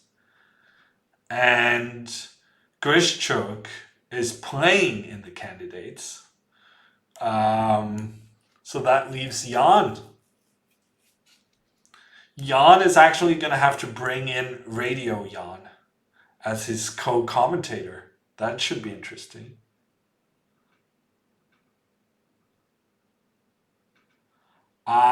Just grabbing space, dog. Time God. Okay. Monsieur Time. I'm just grabbing space. But yeah, if I was given the option, I would have gone one step further, which is also why Dudheit played a5. So he's stopping me from taking more space. So with a4, I'm preventing b5, but also just preparing to push as far up the board I can get.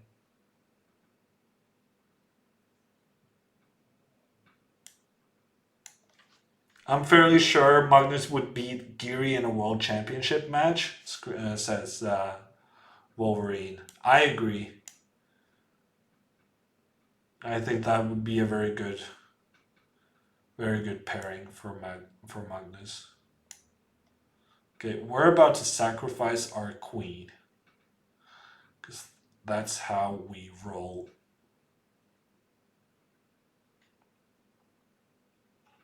Can't wait for the next Sasha Thug Life video.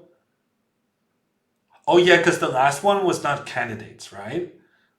The last one was from like the FIDE Grand Prix or something.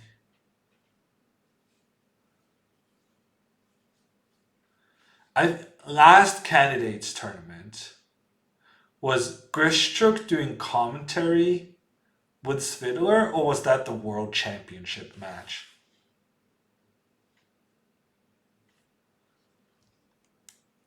That's a bit disappointing. He didn't let us sacrifice the queen.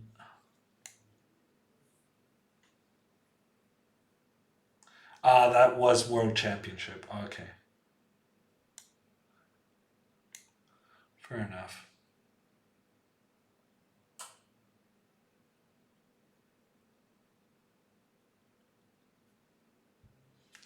Yeah, Addict. I mean, Wesley's performance in 960 was insane, but he hasn't really shown.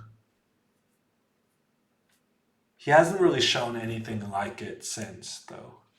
So when I announced I was sacrificing my queen, I thought he would do something like bishop back to where it came from, And then after queen takes knight, I was expecting knight takes, which opens up the diagonal against my queen. And I was thinking maybe here I could take, check, and then have good compensation for the queen. Two pieces, some attack. I mean, I think this looks interesting. I was actually hoping he would go for this. What are we here for if not to make some interesting chess games? Or just play f6 instead. Oh, yeah. But then I would not be entertaining the crowd. You know, you need to understand, Mr. Skirkis, that in order to entertain the crowd, sometimes you gotta make the incorrect sacrifices to get that proper wow factor. You can't always just play the good moves. Daddy Cool with a 19-month resub. Thank you so much, Daddy Cool. Crowd has high standards. No, it's the opposite actually, Mario. Crowd has no idea whether what I do is a good move or not. They can just see whether or not it's exciting. So it's not really your standard per se. It's more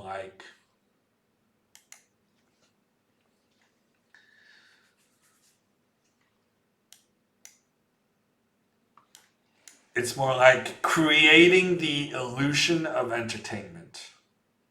That's what we're doing. Giri doesn't care about entertaining the crowd. I don't know if that's true. Have you seen his Instagram and Twitter? He is, to me at least, he's the most entertaining top grandmaster there is. I have laughed more than once at his posts.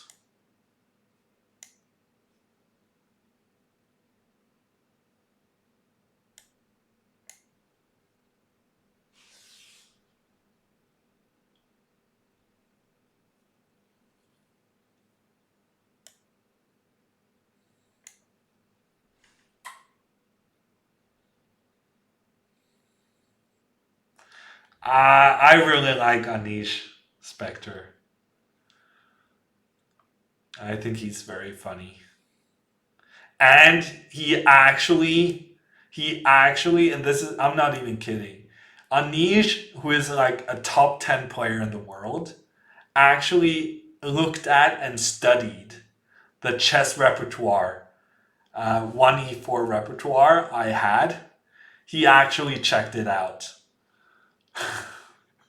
And it's like aimed at, let's just say, players below his level.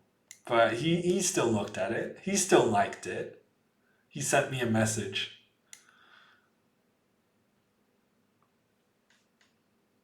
Congratulating me on such a boring repertoire. I said thank you.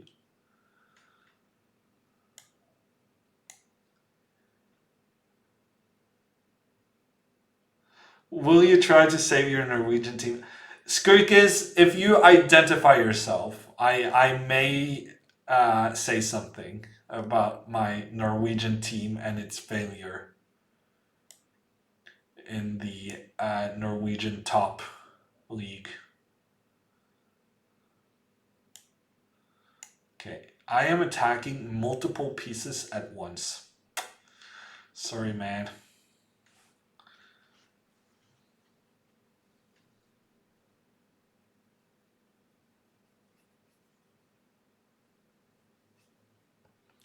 Okay, let's take this one.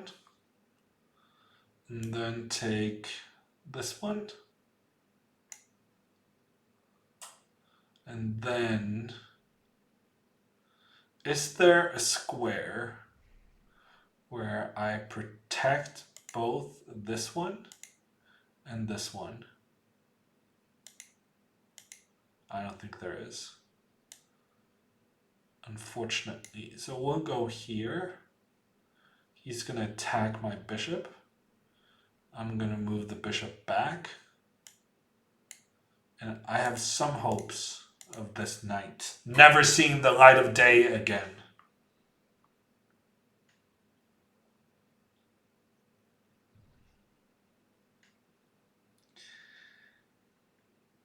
There's 4 time zones in Europe, Don. Moscow is 2 hours ahead of Oslo, and London is 1 hour behind. That is really bad math. Because it's a 3-hour difference, but Oslo is its own time zone. So I was correct. I just confused myself.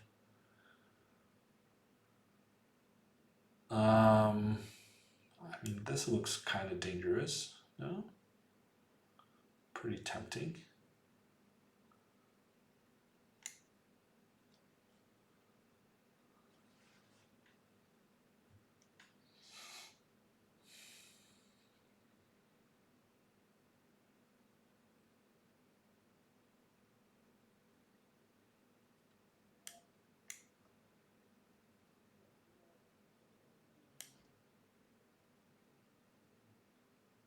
Isn't Moscow Asia? No. So Asia is actually way further than Moscow again. Asia is the Ural Mountains. And those mountains are actually quite far east of Moscow. So actually, it might be the case that Moscow is not, that there's more time zones to Europe.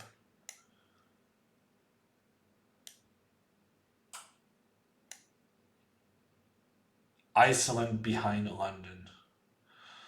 Oh man. So basically everything I said today was wrong. Feels bad. Yeah, you make a fair point.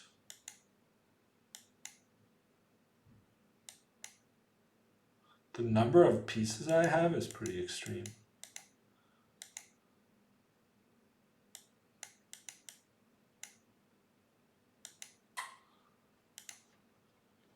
No one really counts Iceland. Yeah, that's my excuse, Mario.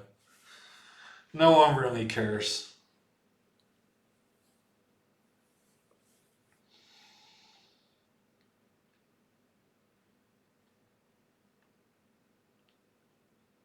Oh, really, Bunkinator? I didn't know that. Are you saying, Bunkinator, that west to east, Norway is the size of Africa? That's pretty extreme.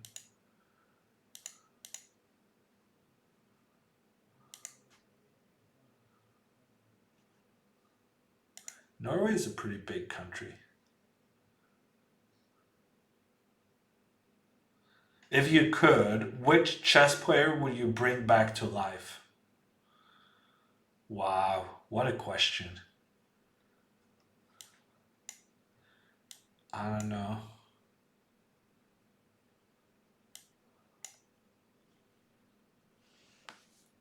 Does Magnus have a girlfriend?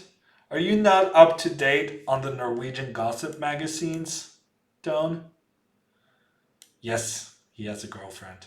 You can Google it.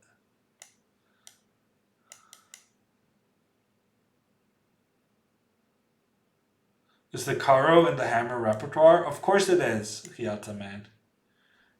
You're gonna have to set aside some extra hours to figure it out.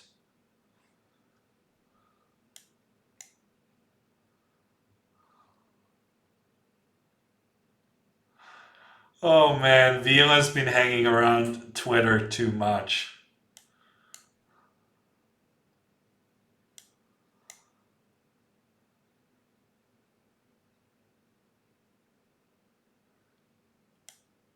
I didn't draw the line, I confirmed, Hyata man. What are you talking about? I confirmed. I was being generous on the gossip.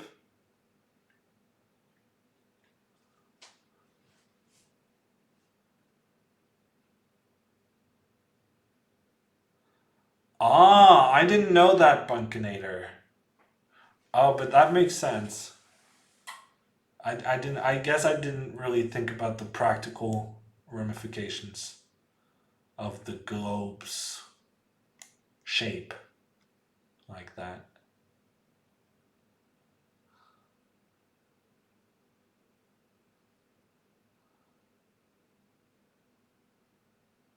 Mystery visitor the other day? I don't know what you're talking about, Hiyato Man. You have to be up to date on chess gossip. Honestly, Vila, what concerns me is that you might be more up to date than me, since I haven't played tournaments in a very long time. My chess gossip is in its worst state it's been for many, many, many years.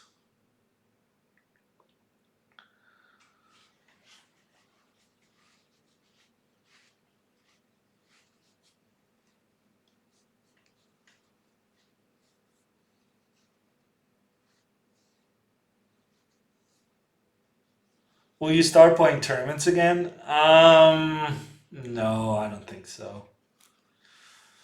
It's not looking likely, Cuckoo.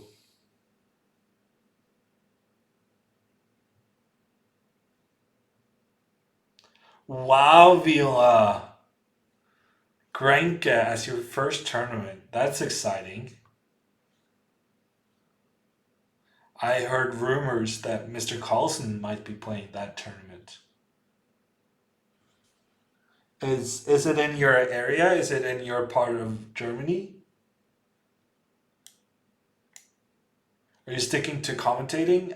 Something like that. I don't know. I'm still playing chess, just less often.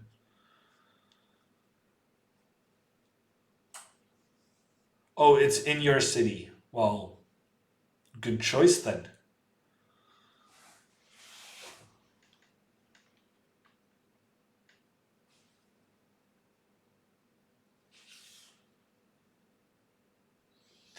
Okay, I feel like it's time to attack something. Maybe like this. Very sneaky pointing of the pieces.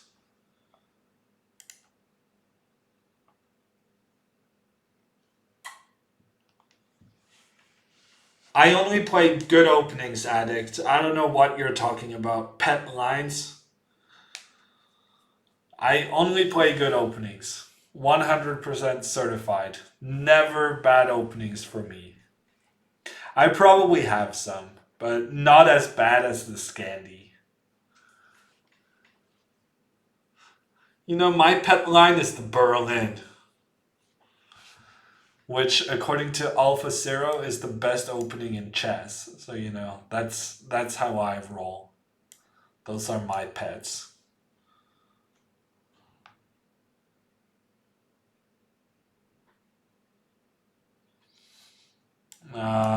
I tricked him. I kind of expected him to put his bishop there. Not gonna lie. It was all a trick.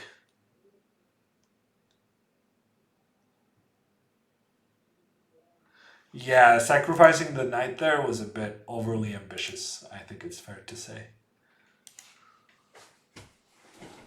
But that's what happens, you know? People, when faced with the boring stuff of the hammer, they get so desperate they start giving away all their pieces. Yes, Twitch Railbird. On Chess 24, you get points against everyone, which is part of the reason why the ratings are so high.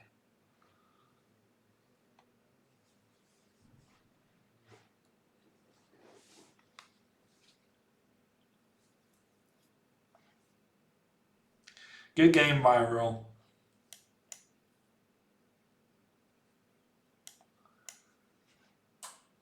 Hi, CD. How are you doing?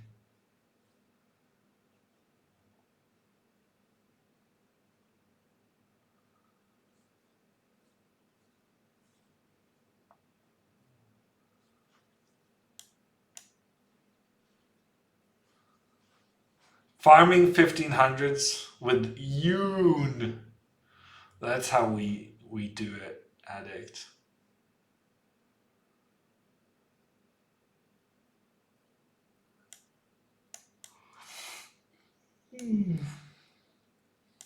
I'm actually gonna play the bishop.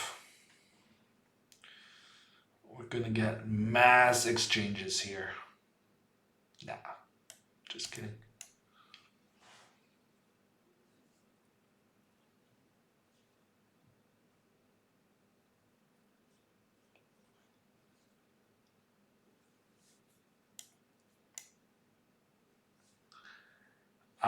Many, Railbird. Many, many, many.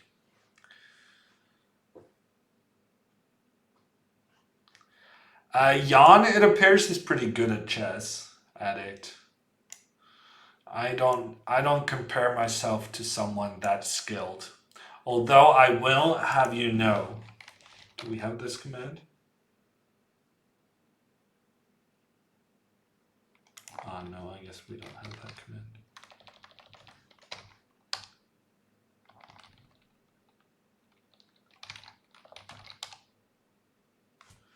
Here. That's the video. Everyone who says Jan is higher rated than me, the video you need to watch is the video where he gets destroyed with, even though he had the white pieces. Absolutely destroyed.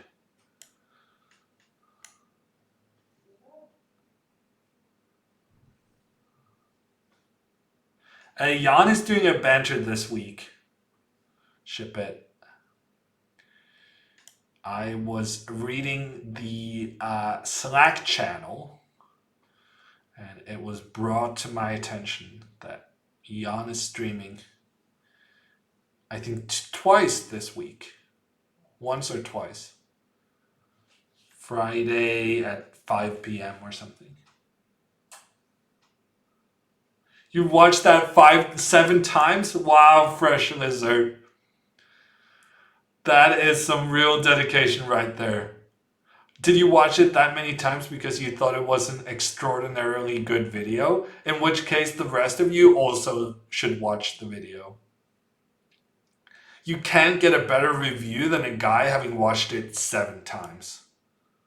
That means you need to check that out.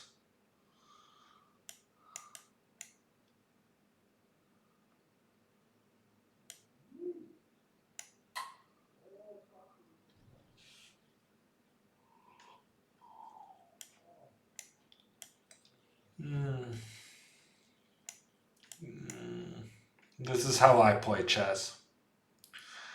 Let's exchange a rook and then ask him if he wants to exchange more pieces. It works for me, what can I say?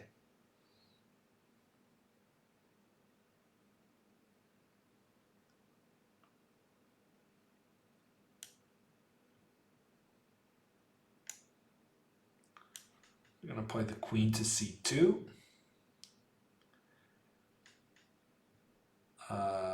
Yes. Rook takes e6. Shouldn't work, in my opinion. Now, normally you'd be tempted to go with the queen. And this is no exception.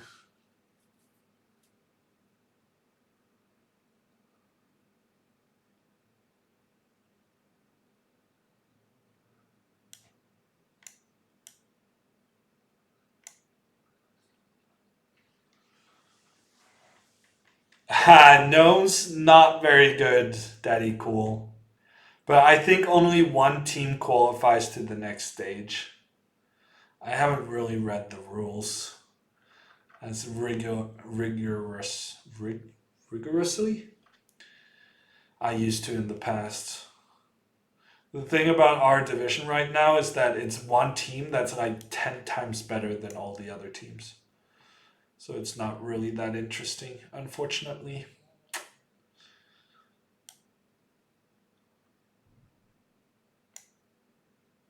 Knight c3 instead of rook c1.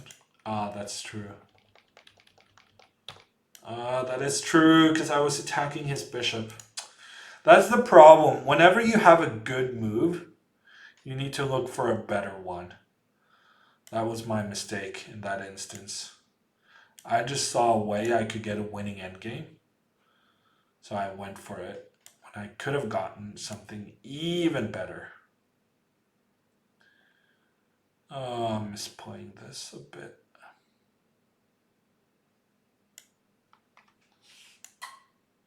What do you think about the new rules? I think the new rules are fine. It's just that all the teams were constructed without that in mind. So this first season is gonna be, it's very difficult for the teams to adjust in such a short time. So for instance, the gnomes aren't really gonna have a future because our whole concept is based on using our local players. And when they then have two open slots,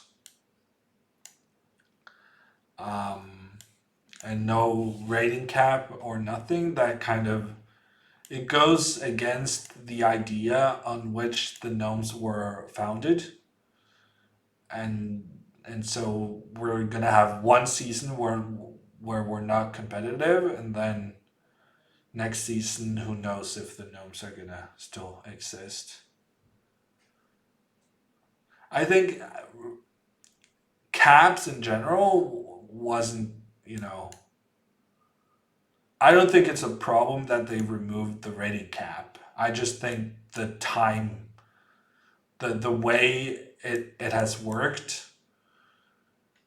it's the teams that are competing in the league right now were not really constructed for this new rule.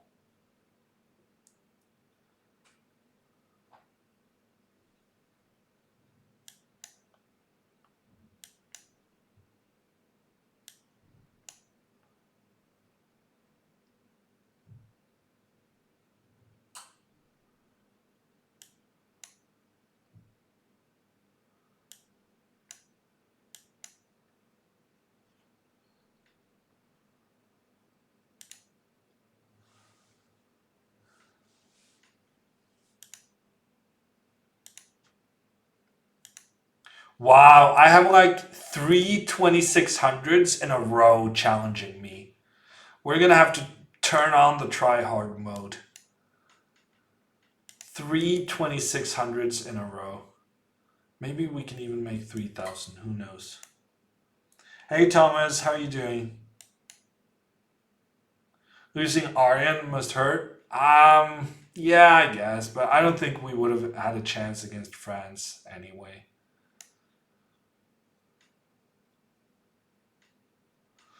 Yes, and also, as Somka notes, Aryan didn't really play very well for the Gnomes. He was basically losing in every position. But I mean, I think it makes sense that you concentrate a bit more when you're playing for a team that pays you. It becomes more of a job than spare time thing.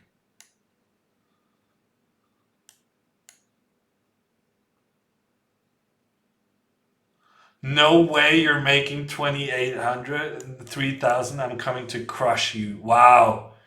Ericsson with the big words in the chat. You know you're going to have to back those up, sir. It's going to be a bit of a challenge.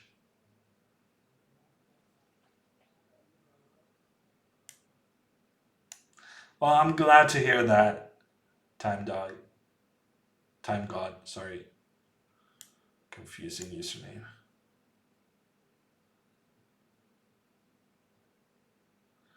A6, are you talking about the game I played against Magnus Carlsen, Super Mario? In which case, we should remind everyone that I have beaten Magnus. And yes, it was in this opening. But it wasn't really the opening's fault that Magnus lost the game. So I'm giving it a shot myself.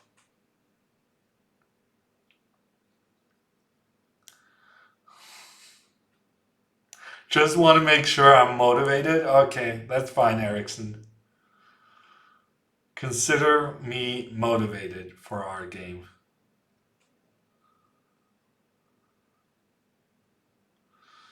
How am I gonna win this? It's a bit boring. I guess we go here. See what happens. I regret going here. I massively regret making that move. That was a horrible decision.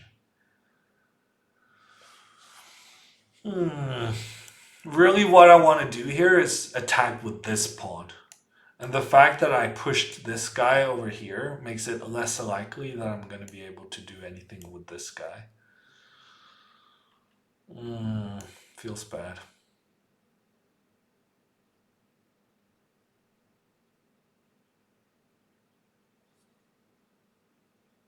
Wow, this guy really likes to trade, huh?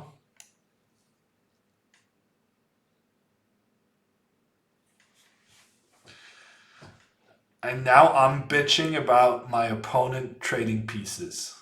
That's a bit ironic. Okay, I just blundered a piece. That's fine.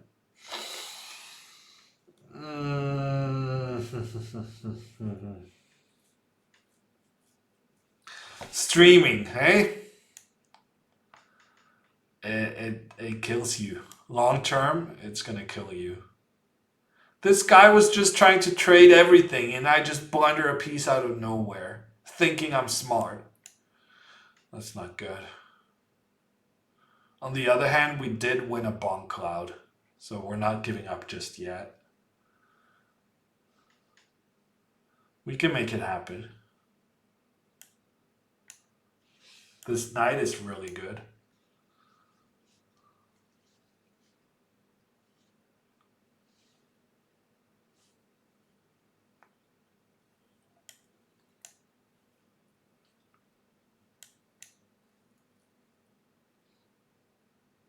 How come when hammer hangs a piece, it's still equal? Well, then I think, Slumka, that you have failed your counting course. Because this is not equal. I'm down a pawn for no compensation. But it looks equal because of all my pieces are pretty good. So it kind of looks equal, but it's not. I assure you.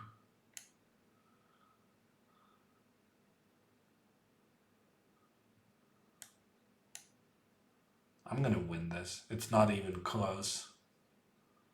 I'm so gonna win this.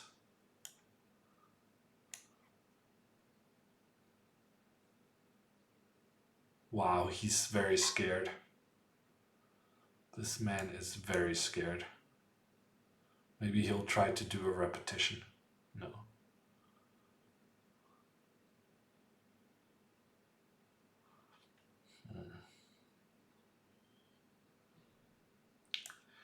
I guess we'll just have to sit here and wait.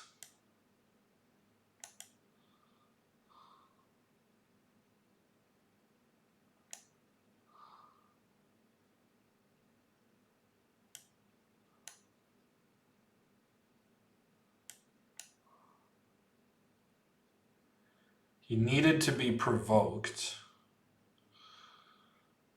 I guess provocation is successful.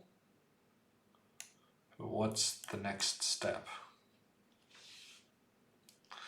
Celebagas, I thank you. I thought it was pretty good as well.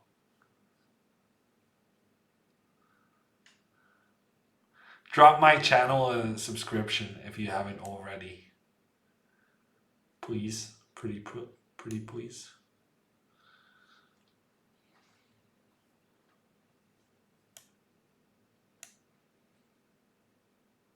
Okay, it's happening.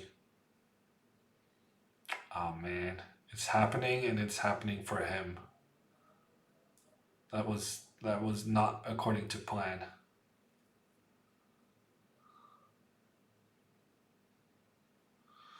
Oh man. He's just making like one move traps, and I'm falling for it every single time.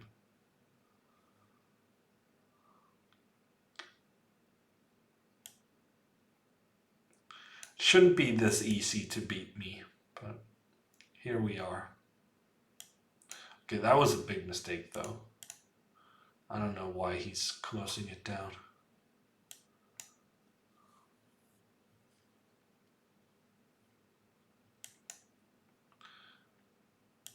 Okay. I guess we're taking it.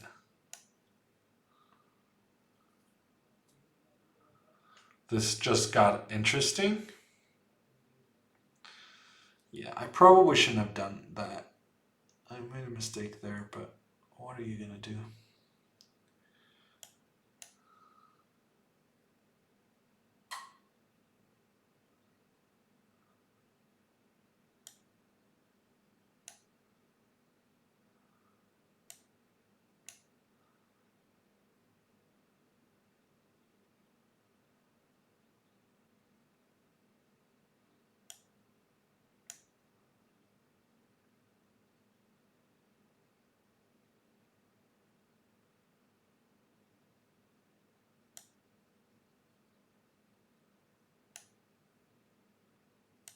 I'm spending too much time. Man, I let him get this.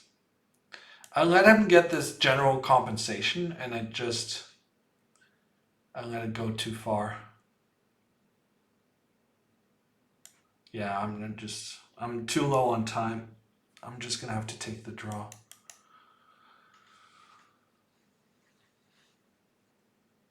I'm just gonna have to take the draw. No choice. I don't know. I feel like I was probably winning there, but I don't care. Giving a gift sub to Stella Bogus. Thank you so much. Why couldn't he hide on H2? Because then both my rooks would be coming for him. So if he tries to hide in the corner, then it's... Yes, he does get a new queen, but I get the checkmate. So that would have been a bad idea. Bad. Sacrificing without attacking. I don't think that was the... I don't think that was the title of Magnus's course, Kleinmeister. I believe it was attacking without sacrificing, but I switched it around a little. Sacrificing without attacking, it's almost the same as Magnus's new Chess 24 course. Have you guys seen that, by the way? Attacking without sacrificing. It's around here somewhere.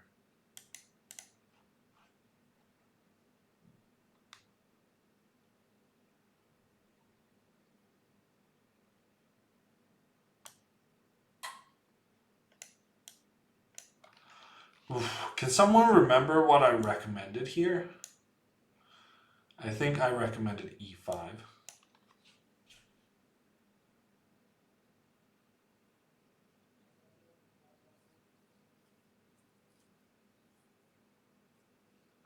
I was actually seriously considering not to take your rook and Tilsa, because I'm not sure how you really made good progress with the rook still on the board.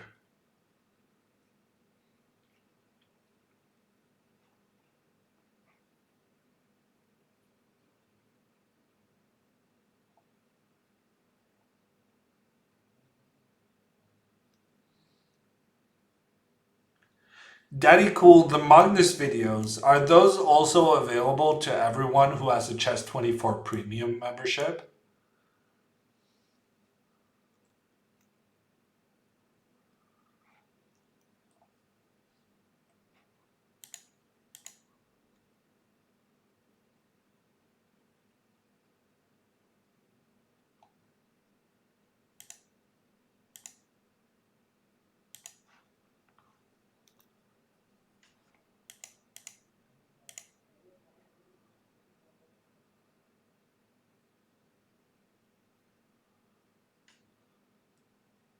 How is this guy being allowed to play the opening this way? He's just putting his pieces in really weird places, and somehow I cannot figure out how to punish him for it. Should we do this?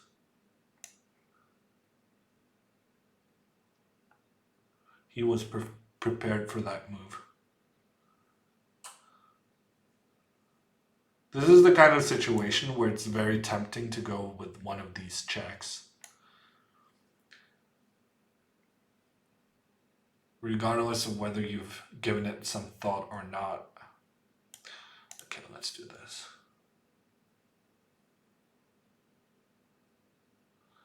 I don't know, Kleinmeister.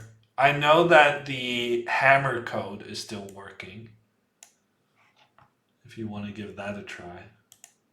Code hammer for, is it 10 or 15% off?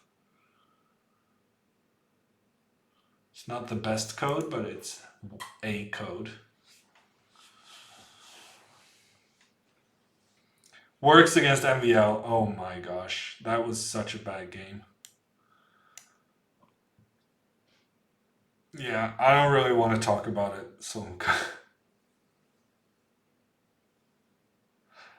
You will try that one. Thank you, Kleinmeister. I appreciate your use of the hammer code. May it bring you lots of success. Time. Yeah, I know, Halvard. It's not great on time.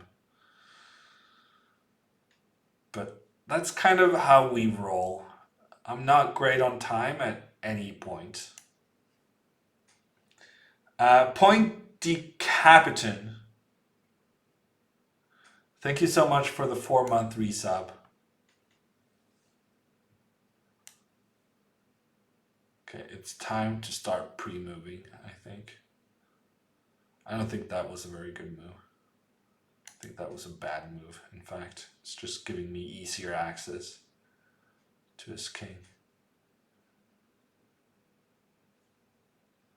Highsider and Sorteblage with the resubs almost at the very same time. Thank you so much, guys. Sorteblage for 20 months. And Highsider for a second month. Thank you so much, guys. Okay, I'm gonna have to play a bit quicker. Okay, that was bad. I shouldn't have let him exchange the queens. Botes with a 20-month resub. Actually starting the hype train, which is a new feature, which I cannot really be explaining with 10 seconds left. Your contribution to my future streamer house. Thank you so much, Alexandra. I gotta show you guys that the house I was showing her. Don't flag, please. I don't think that's really up for... I don't think you have much to say there. This guy is actively trying to play faster than me. It's kind of rude. He's not even trying to play good moves.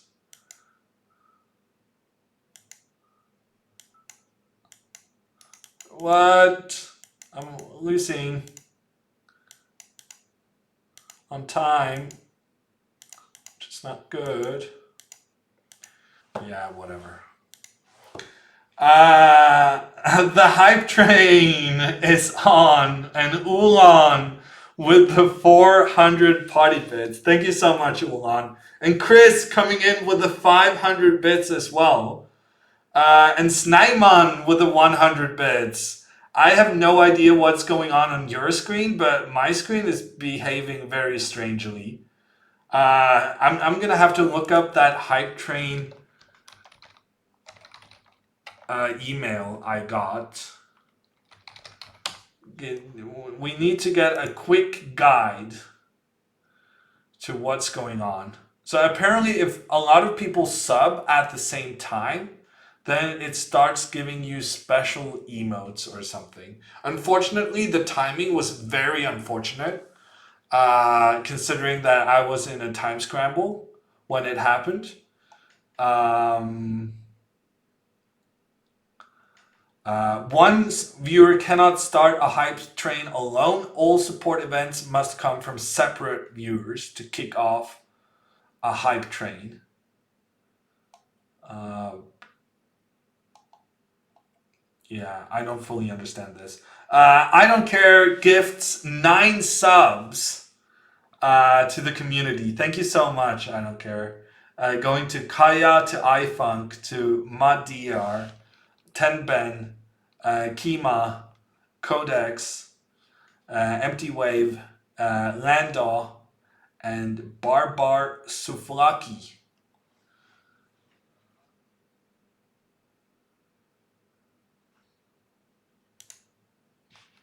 Okay. Available rewards. Do you guys like these kind of unique emotes? Do you ever use them? I feel like it's so much more special with kind of a streamer's own emotes because they have like special meaning. Whereas I don't understand what this is. It a shark? It's a weird being of some kind with lots of teeth. It's not the most attractive thing I've seen. But thank you so much, everyone, for the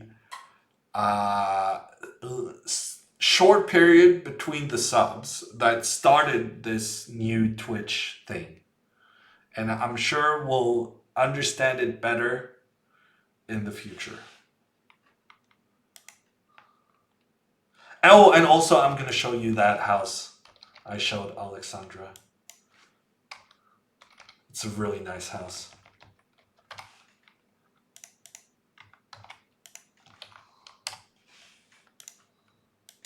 I posted the link in chat now. I think as a streamer's house, it would be very good. Not as luxurious and fancy as maybe like Australia and the Click House, but it could have a good amount of streamers in it. And in general, just a really nice house. Are you moving in there? Unfortunately, I don't have 17 million kroners.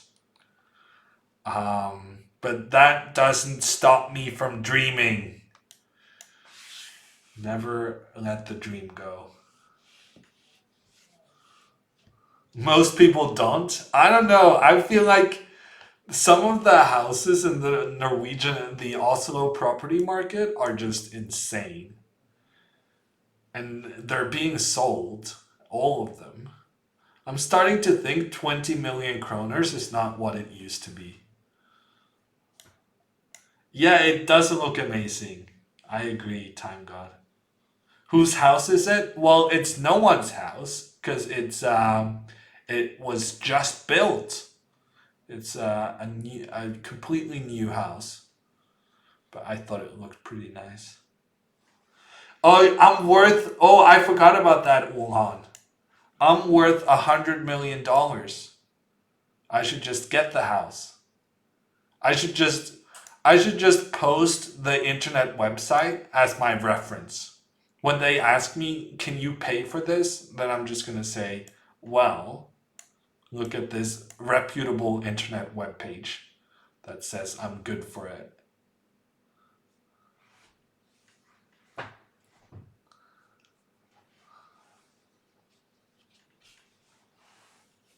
Maybe I can show the webpage to my bank and then they will grant me the loan. I actually tested. This is how nice of a house I thought this was. I tested how much I would need to lend, how much I would have to pay per month on a mortgage to be able to afford the house. And it was something like 60,000 kroners per month, which is actually not that bad. Not that bad. Thank you, Hype Train, for completing level 2. I don't understand what's going on.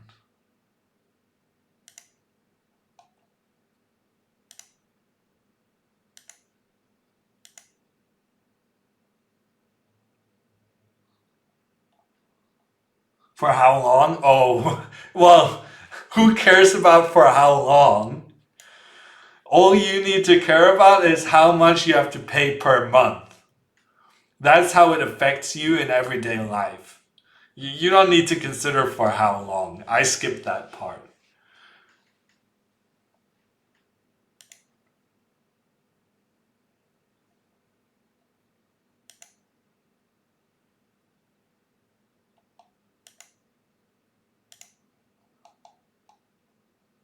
How was Tata Steel? It was intimidating to some extent because Fabiano really showed um, his top level, and it was pretty sick. Fabiano was amazing. What is Black's King doing here? Yeah, but on the other hand, what is my knight doing? I need to find a good square for it. I can't really boast about this king as long as my own pieces aren't making that much sense. 5 million of that prize is just because of the area, says CV. You think so? I mean, it's a really big house, but I guess you're right. It's it's not too far away from where I grew up, CV. Um, which kind of blows my cover. Uh, I am I am one of the Vestkant people.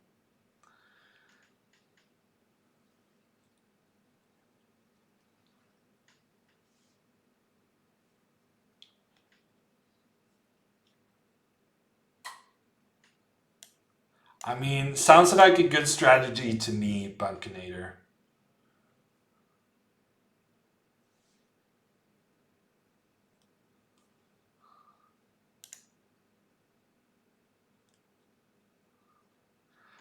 Steve Eyes, no, I'm not gonna be covering the candidates. Well, actually, maybe I am. Who knows? We were just talking about the fact that Jan's usual co-commentators are busy. Anish is playing the candidates, Grishchuk is playing the candidates, and Svidler is helping out Alexenko playing the candidates. But I don't think I'm on. I don't think I'm the first call they make. I would think maybe they would talk to Fressinet before they talk to me.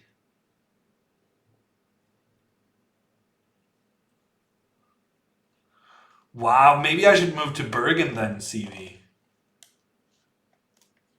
If I can get a house like that in Bergen for half the price, you know I'm coming. Will the candidates be streamed on the feeder channel? I would assume so, Red Karu. I feel a big sense of deja vu. I feel like we've been here before.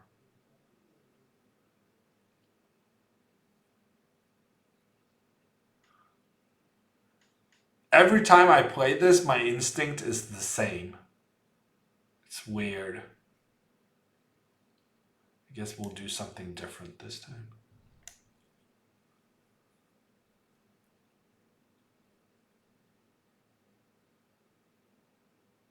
Wow, Ericsson is 2700. Yeah, no more 1800 Ericsson. I gotta say, I caught on to him early on. I realized he was somewhat better than the rating would suggest.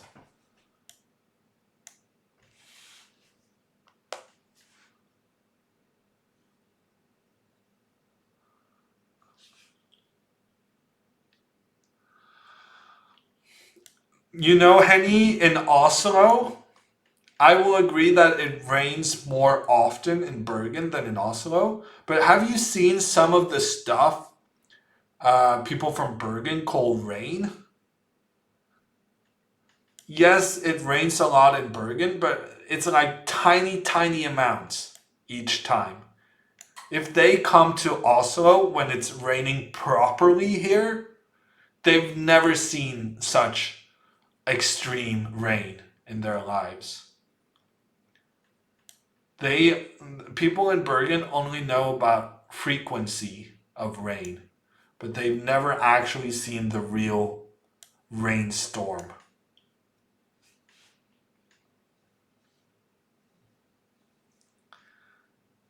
Crichton apparently is from Bergen and disagrees. But I'm just out here saying facts.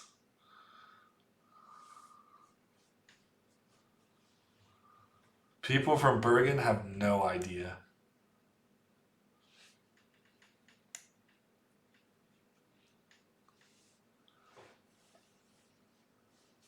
My rain is rainier than your rain. Yes, Sonka, that's a pretty good summation. And you can see from the reactions in chat that this is a very disputed area of topic of discussion.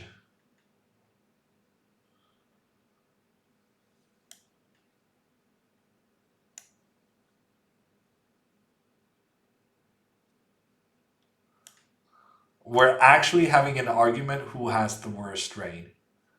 But I have seen people describe it being rainy in Bergen when I'm just walking around as if nothing's going on. Because Bergen's threshold for saying it's rainy is so ridiculously low.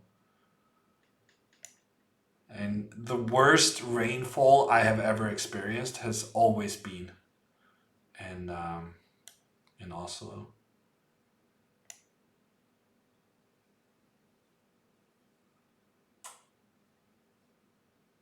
You should come to Brazil to see true storms. Yeah, I think we're gonna concede to the equator that we don't really know compared to you guys. I will imagine that the tropical rainstorms ups both Bergen and Oslo. You thought Bergen was the wettest place in Europe? Yeah, but I think it's like this is my opinion, and clearly there are a couple of people in chat who disagrees with me. But my opinion is that it rains way more often in Bergen, but that it rains like really nice little rain, like oh, the nice little rain. Oh, that's nice. Oh wow, he actually went for the repetition. Oh, he didn't want to get flagged. And also, I thought it was a fair chance I was gonna get checkmated. So I was down on time, and with a pretty high likelihood of getting checkmated, I went back and forth like a chicken. You were a bit scared? Well, that makes two of us, Erickson. Hammer has not been to Bergen. Hammer was born in Bergen. So that is factually incorrect.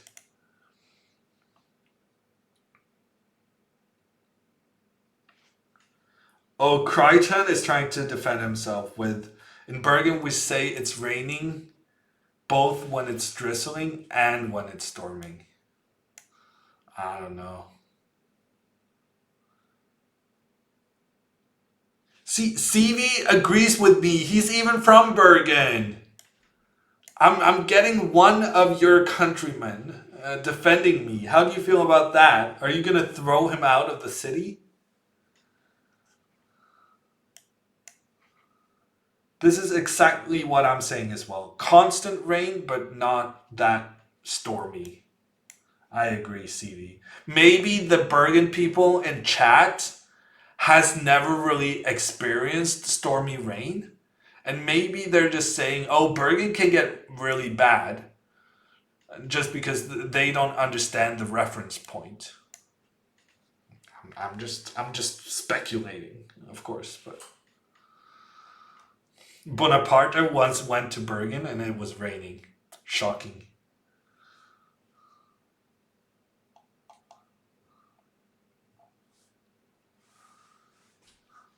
I thought that was the joke, Crichton. Does Bergen have typhoons? No, Bergen just has a lot of mountains next to it that kind of stops all of the water and makes it rain constantly, but not.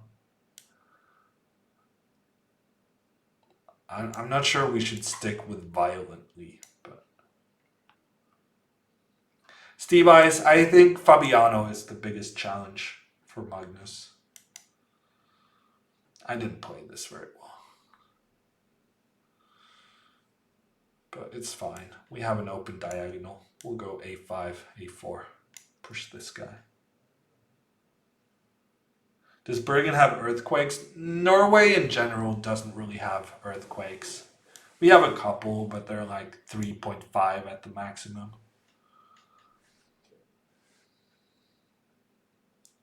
Fabiano's chess lately, I mean, he was amazing in Vacancia. Random moves. He was, yeah, that was outstanding. But it doesn't really help being outstanding in that tournament. That wasn't the tournament where it was all or nothing. He needs to perform in the candidates tournament. No one's ever gonna care. In the long run, no one cares about how he did in Vike. People are gonna care about whether or not he qualifies to another match.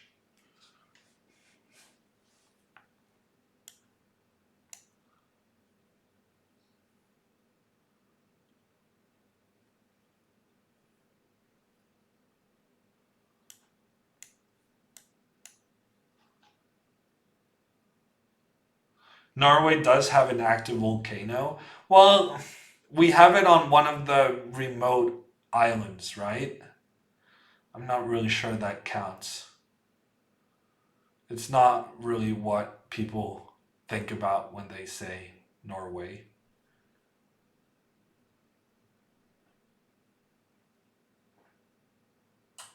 The volcano is on Jan Mayen, right?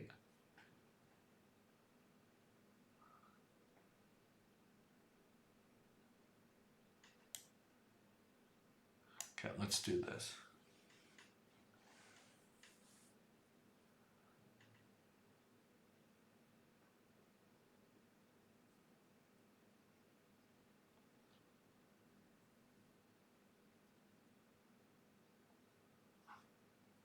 Wow, that's pretty extreme, Ulan. I once went to a place that called itself the place with the most rain in the world. It was one of the northernmost Hawaiian islands. Maybe you can fact check. Maybe I got tricked. But according to that, that was the place in the world with the most rain.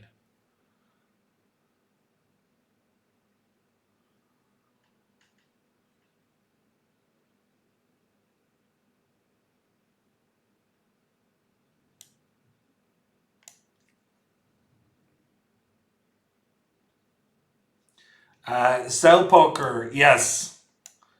I can understand Swedish people talking. Um, but if you're a non-native speaker, then I would imagine you're not going to pick up on the other Nordic languages as easily. Um, but in theory, yes, they should be. Learning one can help you learn the others.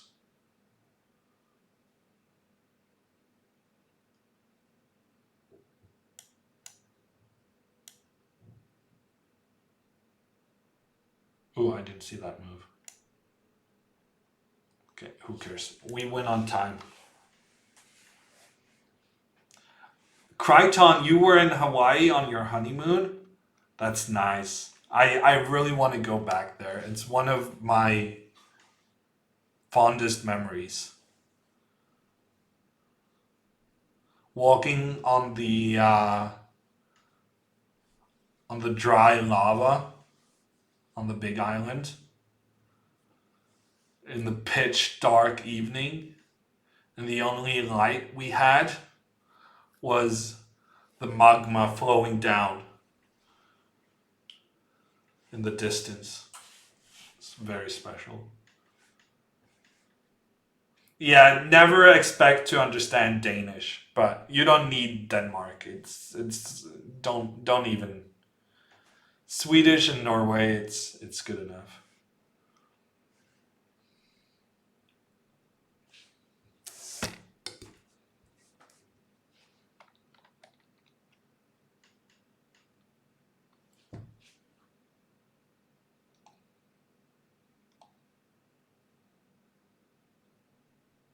No one understands Danish, GB. I don't think that's unique to Swedish people.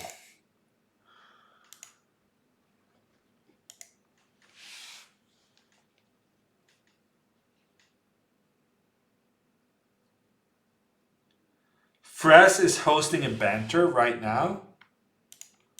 Let's see if we can give him a challenge. What's his username?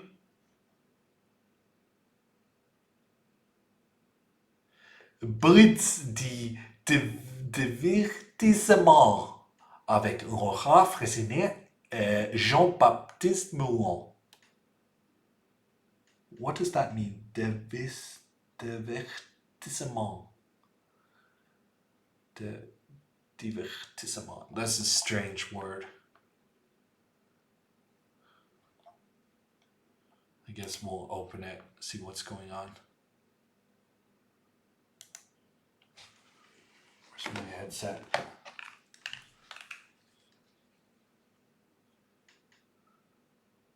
I once tried learning French, but Fres never was interested in teaching me. Can you guys hear Fres's sound right now? I'm not sure I got my audio sources right. Une 17 pour toi, une 27 pour Kimat. I'm sorry about everyone subbing today. I forgot to turn on the desktop audio. That's embarrassing. Dame C3. And now I'm turning it off because they're speaking in French. Oh man, that's the thing about having a long break from streaming. You actually forget everything you're supposed to do. And turning on the sound for the hammers was one of the things I forgot.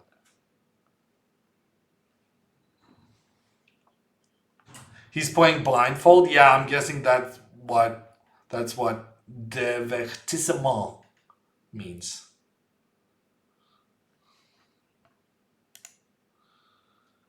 Now you hear some French. Hola, comment ça va? No, that's wrong. Bonjour, comment ça va? Comment tu t'appelles?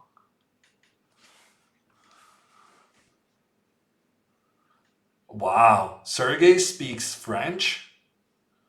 I did not see that coming.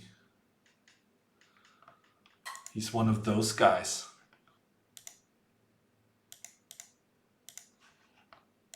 Evening, Alex. How are you doing? Okay, I'm lacking challenges, people. Send me a challenge. We'll play some more games.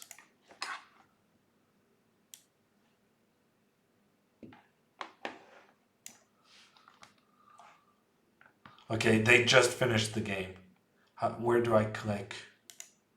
Challenge. Challenge 5 minutes. We'll do, are they doing 5 plus 5? We'll do a 5 minute. We'll see. Send challenge to get crushed. I'm doing it, Spain. Free rating points. Of course I'm doing it.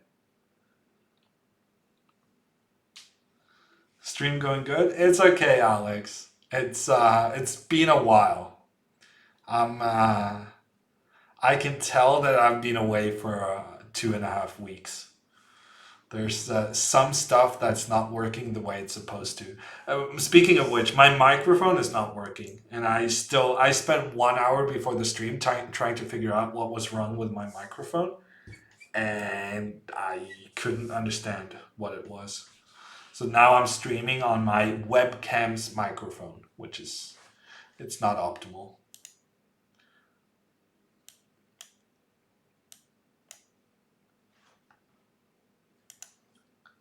Touch your nose if chat is terrible and you don't want to say, wow, I didn't know that was our code, Alex. I'll keep that in mind for future occasions.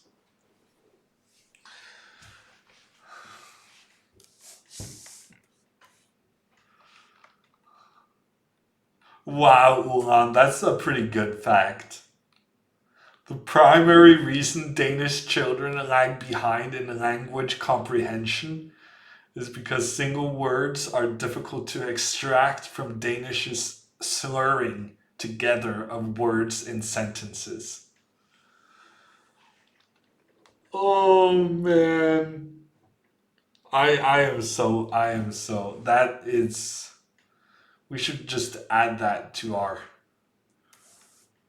we should just have that as in tiny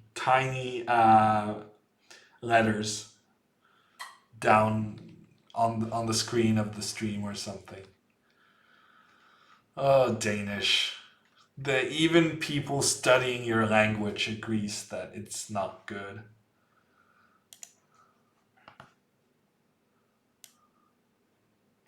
Okay, Steve Eyes has sent a challenge, so we're gonna play him for a game.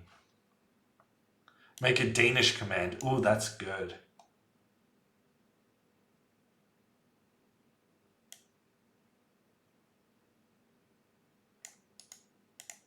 That's very good. I don't know. I struggle with this one, never more or less. I say Steve Weiss, but I'm not sure whether or not that's making it more American or more French than it should be. Uh, Either one really being an option.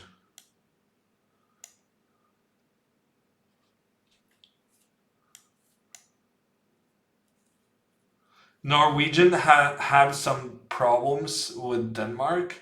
I mean, they tried ruling us for an extended period of time. So there's some history.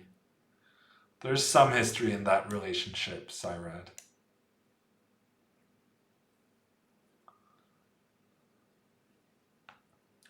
Okay, YOLO. Big YOLO right there. I once saw Ivanchuk sacrificing a queen on that pawn to open up around Black's king. Surely my sacrifice of just a bishop will be good enough. So did Sweden? Yeah, but it's a long time ago. We don't really blame them. But Sweden kind of gave us the opportunity to rule ourselves. Whereas Denmark was more into taking the brightest minds and exporting them to Denmark.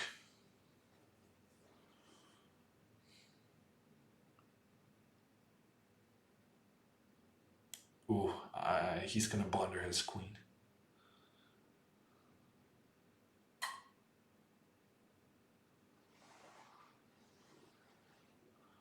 I see a queen blunder coming up.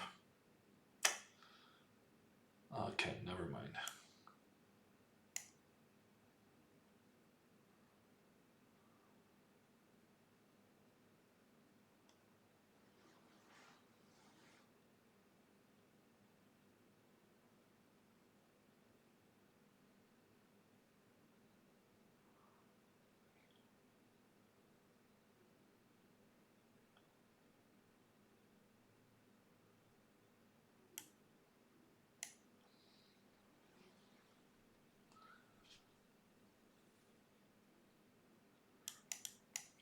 Called it.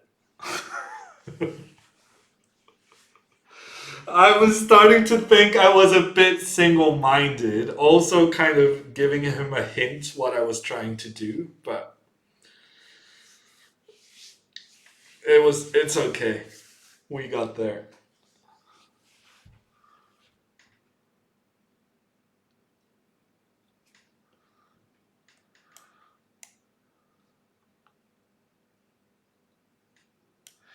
Norwegian Vikings were not the most pleasant of beings, but we don't really we don't really care about our ancestors and the wrongs they did. We care about all the other people and what they did to us. Egotistical and narcissistic, yes, maybe, but that's how the world works.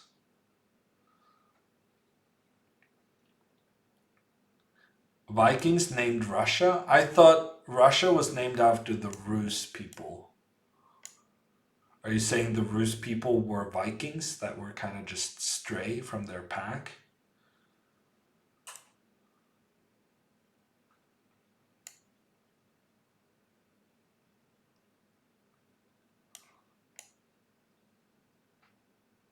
Did Vikings discover North America? Yes, they did. A childhood hero of mine, Leifur Eriksson, the son of Eric the Red, which explains why his name was Eriksson, the son of Eric. Eric the Red fled Norway because he misbehaved in some way, or some family decided to kill him or something. And then he fled to Iceland and lived there. And his son, Leifur Eriksson, went to Greenland. And it turns out Greenland was not so nice. So they had to try to lure other people to live there by saying, oh, it's so nice and green and luscious. And I think from Greenland, they traveled to North America, to Newfoundland. But they couldn't, they had to go back, or they all got killed. I forget the end of the story, because the end of the story isn't really in our... It didn't really work out for us. I forget whether or not they had to go back, or whether they all died. I think they went back. And they didn't have enough of a good time to bother trying again. How long time before Columbus? 500 years. Hey, Chesbay, thank you so much.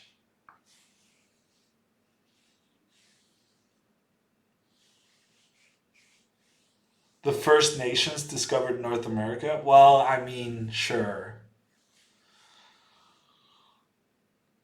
I guess it's all...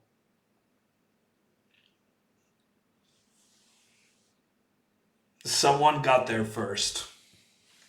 As I understand it, what we now call Native Americans came over to North America from Russia a long, long time ago. But the interesting part of that story is how on earth people got to South America. Because probably those people were the same people who came from Russia. They were good at walking back in the day. They had to walk for quite some distance.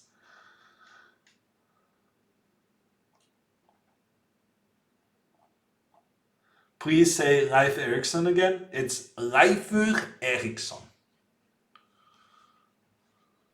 Basically, in Norway, what the joke we make about Icelandic and the Icelandic language is that it's basically like Norwegian, just put an at the end. So it's like, hey, how are you doing? But in Norwegian, so it's hei, hvordan går det? And therefore also the Norwegian name life becomes leifur.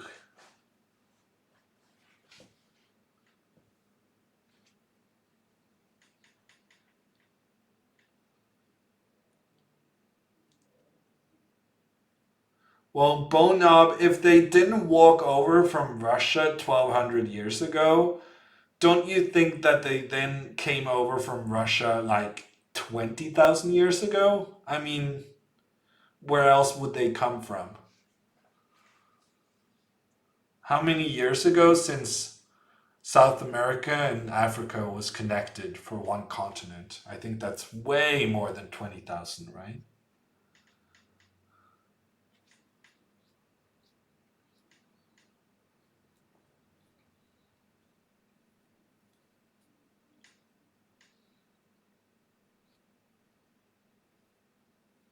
It's hard enough to find the effort to walk to the shops, let alone South America. Very good point, Chris. Very good point. Which also reminds me that the shops in Oslo, they close at 11 p.m. and it's now 10 p.m. So I'm gonna have to go off pretty soon. But we do have an extra challenge from John. So we're gonna do this challenge against John, and then we're gonna finish up for the day.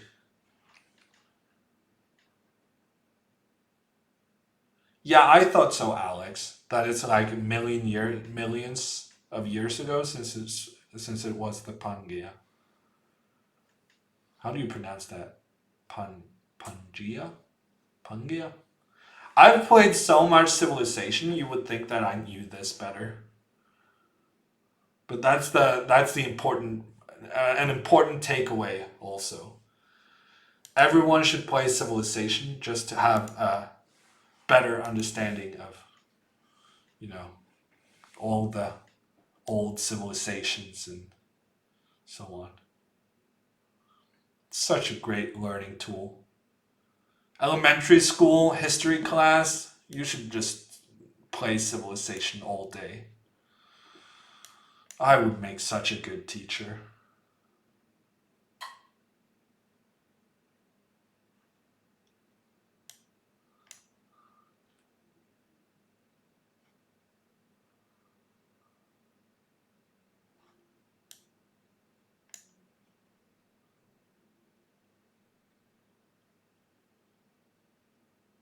The G is like giant. Pangea.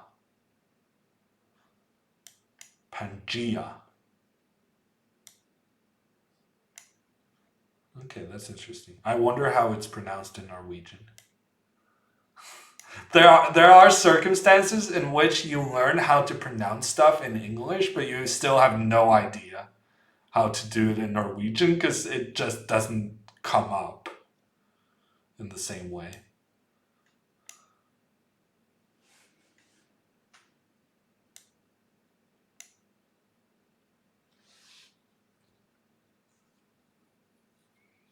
The G is pronounced like the G in GIF. And with that, he discovered how I pronounced the G in GIF. It was a trick. Is this still theory? I have no idea.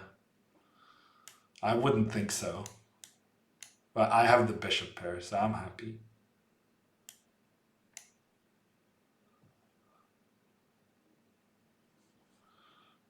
I passed his tricky quest.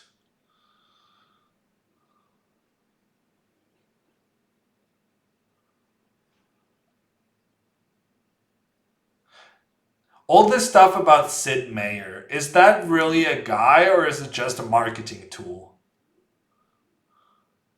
Is he real? Did he actually make the games or is he just some grandpa hanging around at the offices?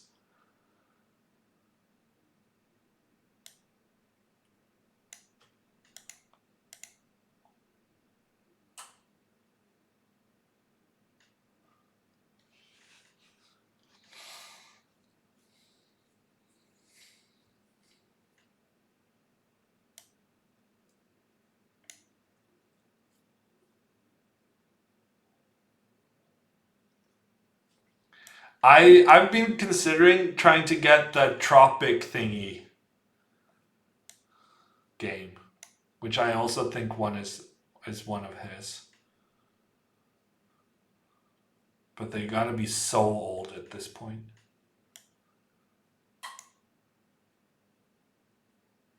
He does the balancing, really?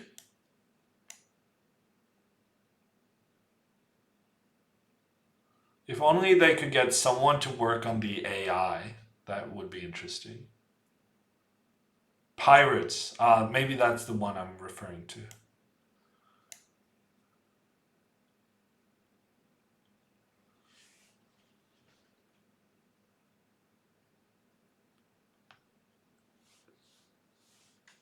Railroad Tycoon sounds like a good game, though. I think we had this topic previously, but I feel like some kind of economic simulation there really should be a game for. And I feel like a lot of these kind of Railroad Tycoon and Sim City and City Skylines and all of these things, it's basically economy games, right?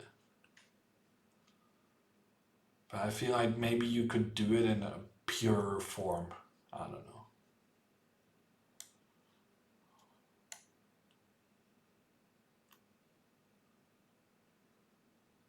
Because City Skyline and Sim City and stuff like that, it's very macro.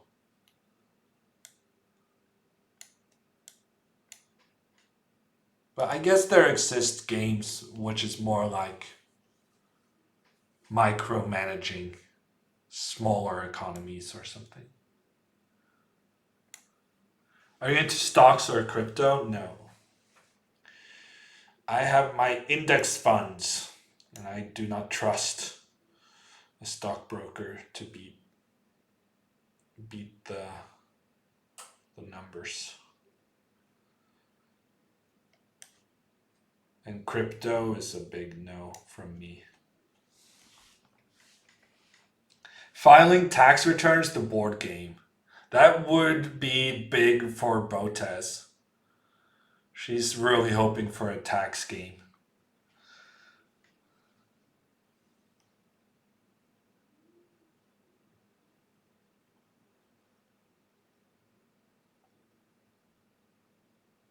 Eve Online is basically a giant economic simulation. Yeah, I heard some, but no one has played Eve for a very long time, right? I feel like no one's been talking about that game for like a decade. Somehow, John managed to activate his pieces, and I'm not a fan. I wanted to sacrifice here, but I have since discovered that the queen can give a check and attack my rook and king at the same time. So what I thought was an amazing position is rapidly turning into a meh position. Well, Skitug, I think, and I have to emphasize that I am not currently giving stock tips. That was part of my contract, apparently, that I had to sign that I could never offer financial advice. Um, so I am not. I am just recounting my own experience. This is not advice. This is what I have done. Um, and what I have done when considering when it's going to be a crack and so on and so forth, is that even at in the worst of times, even like in the Great Depression,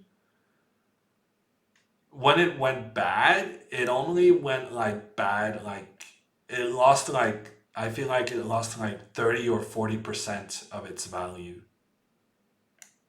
It's not like it loses 80%, is my impression. Maybe I'm wrong, but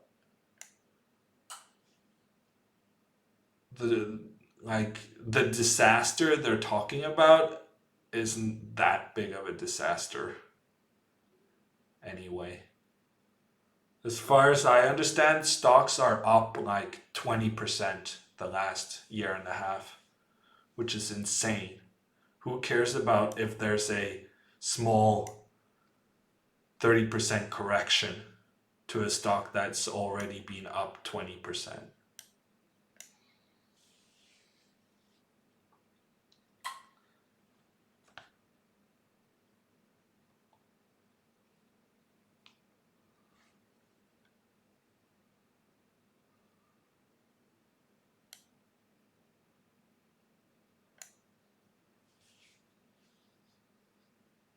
As long as you don't die 5 years after a disaster, the money comes back. Yeah, that's essentially what I'm saying.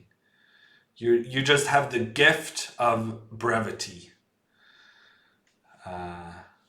Nevermore. That's essentially what I'm trying to say. It's gonna be fine. Especially in Norway, because we're so spoiled. It's always gonna be fine. I'm sorry about that. I wouldn't want anyone to get a song stuck in their head on my account, Addict. Okay, let's see. Do we have... Okay, Vincent, we're gonna do... This is gonna be our last game. Vincent is our last opponent. And then I have to run to the store before it closes. Do you invest in stocks like Hikaru? No. I do not.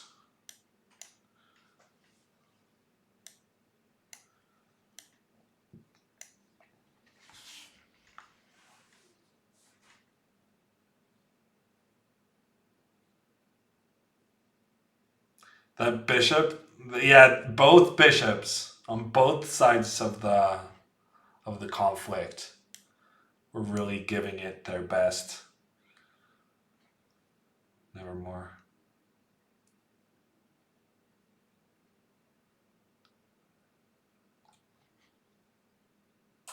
Bishop e3, that's kind of weird. What are you gonna buy in the store? Take a guess. I'm not really sure. I haven't decided. I'm not a very planned shopper. But I'm picking up a package that has been waiting for me for like 3 weeks. For the entire time I've been to Bergen, I've had a package that arrived basically the day after I left. So I'm gonna go pick that up so that they stop emailing me every other hour. And then I'll probably get some chocolate milk, because that's the correct way of living your life. And I'll probably get some kind of... I'll get some frozen fish. Maybe some other frozen stuff. And some tomatoes. Fish sticks and beer. Wow. Ewok. You're not afraid of what that... that you might be revealing sensitive information about yourself that you would rather leave unknown? I just wanted a piece. I need to focus up a bit. He could have just taken that one. Wow. Vicente, this is my last game of the day. I think we just proved that I need... That could have gone very poorly for me. We're gonna have to do something here. I think attack against this king. It's also sky time? No, it's not. What are you talking about? The fresh fish is in like October, no? No, wait, maybe it is fresh fish time. My local store is not very fancy. I don't think they even have any good fresh fish. But I'll have to look into that, because I normally do like the Norwegian cod season.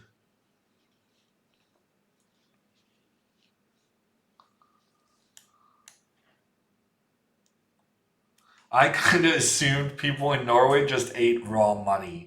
Well, you know what they say. You need diversity in your diet. So we can't have that all the time.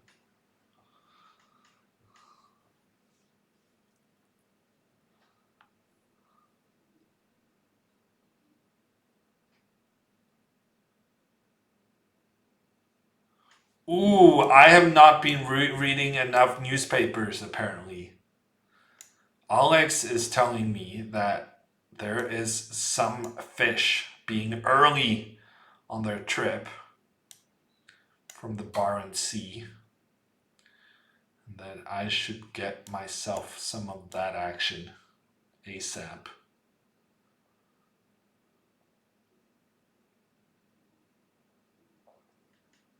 And also, I think Vicente is getting checkmated. Poor guy. Is that showing off? It's a little bit showing off.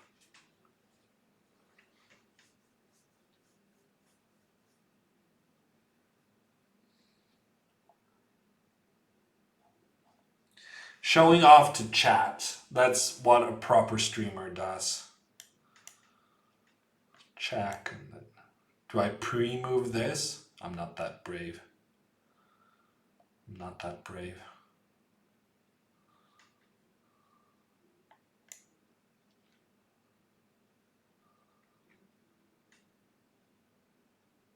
Ah, I should have pre-moved it. Oh man. Should have pre-moved it. That would have been cool. It's a checkmate! The rooks on the far side, taking down the white king. Thank you everyone for watching. I'm going to be back at the same time tomorrow. It's 7 p.m. Oslo time, 1 p.m. Eastern. We're going to find someone to raid. If someone wants to spend 20,000 of your hammers to decide who to raid, that is an option. It was an option that was actually, it happened for the first time yesterday that someone used their channel points to decide who we're gonna raid. You only have 3,000. Well, someone managed to save 20,000 points. That was very impressive. Evok, you can't make me raid Monkey Chess without your hammer points. That being said, Chess Weeb just went online. Interesting. It was going to be a no contest for Monkey Chess, but I think we're going to go with him after all. What can you get for 9,000? Fresh Lizard, you can jump the queue. So for I think 6,000 hammer points, you can jump the queue if you're in a rush or something, and you need to play your game right now or the next one. You get to be the next one. Then you can use 6,000 of your points. Okay. Thank you everyone for watching. I'll be back same time tomorrow, 7 p.m. Oslo, 1 p.m. Eastern. We're raiding Monkey Chess, Roland. So say hi, use your raid emotes, and yeah. Thanks for watching, everyone.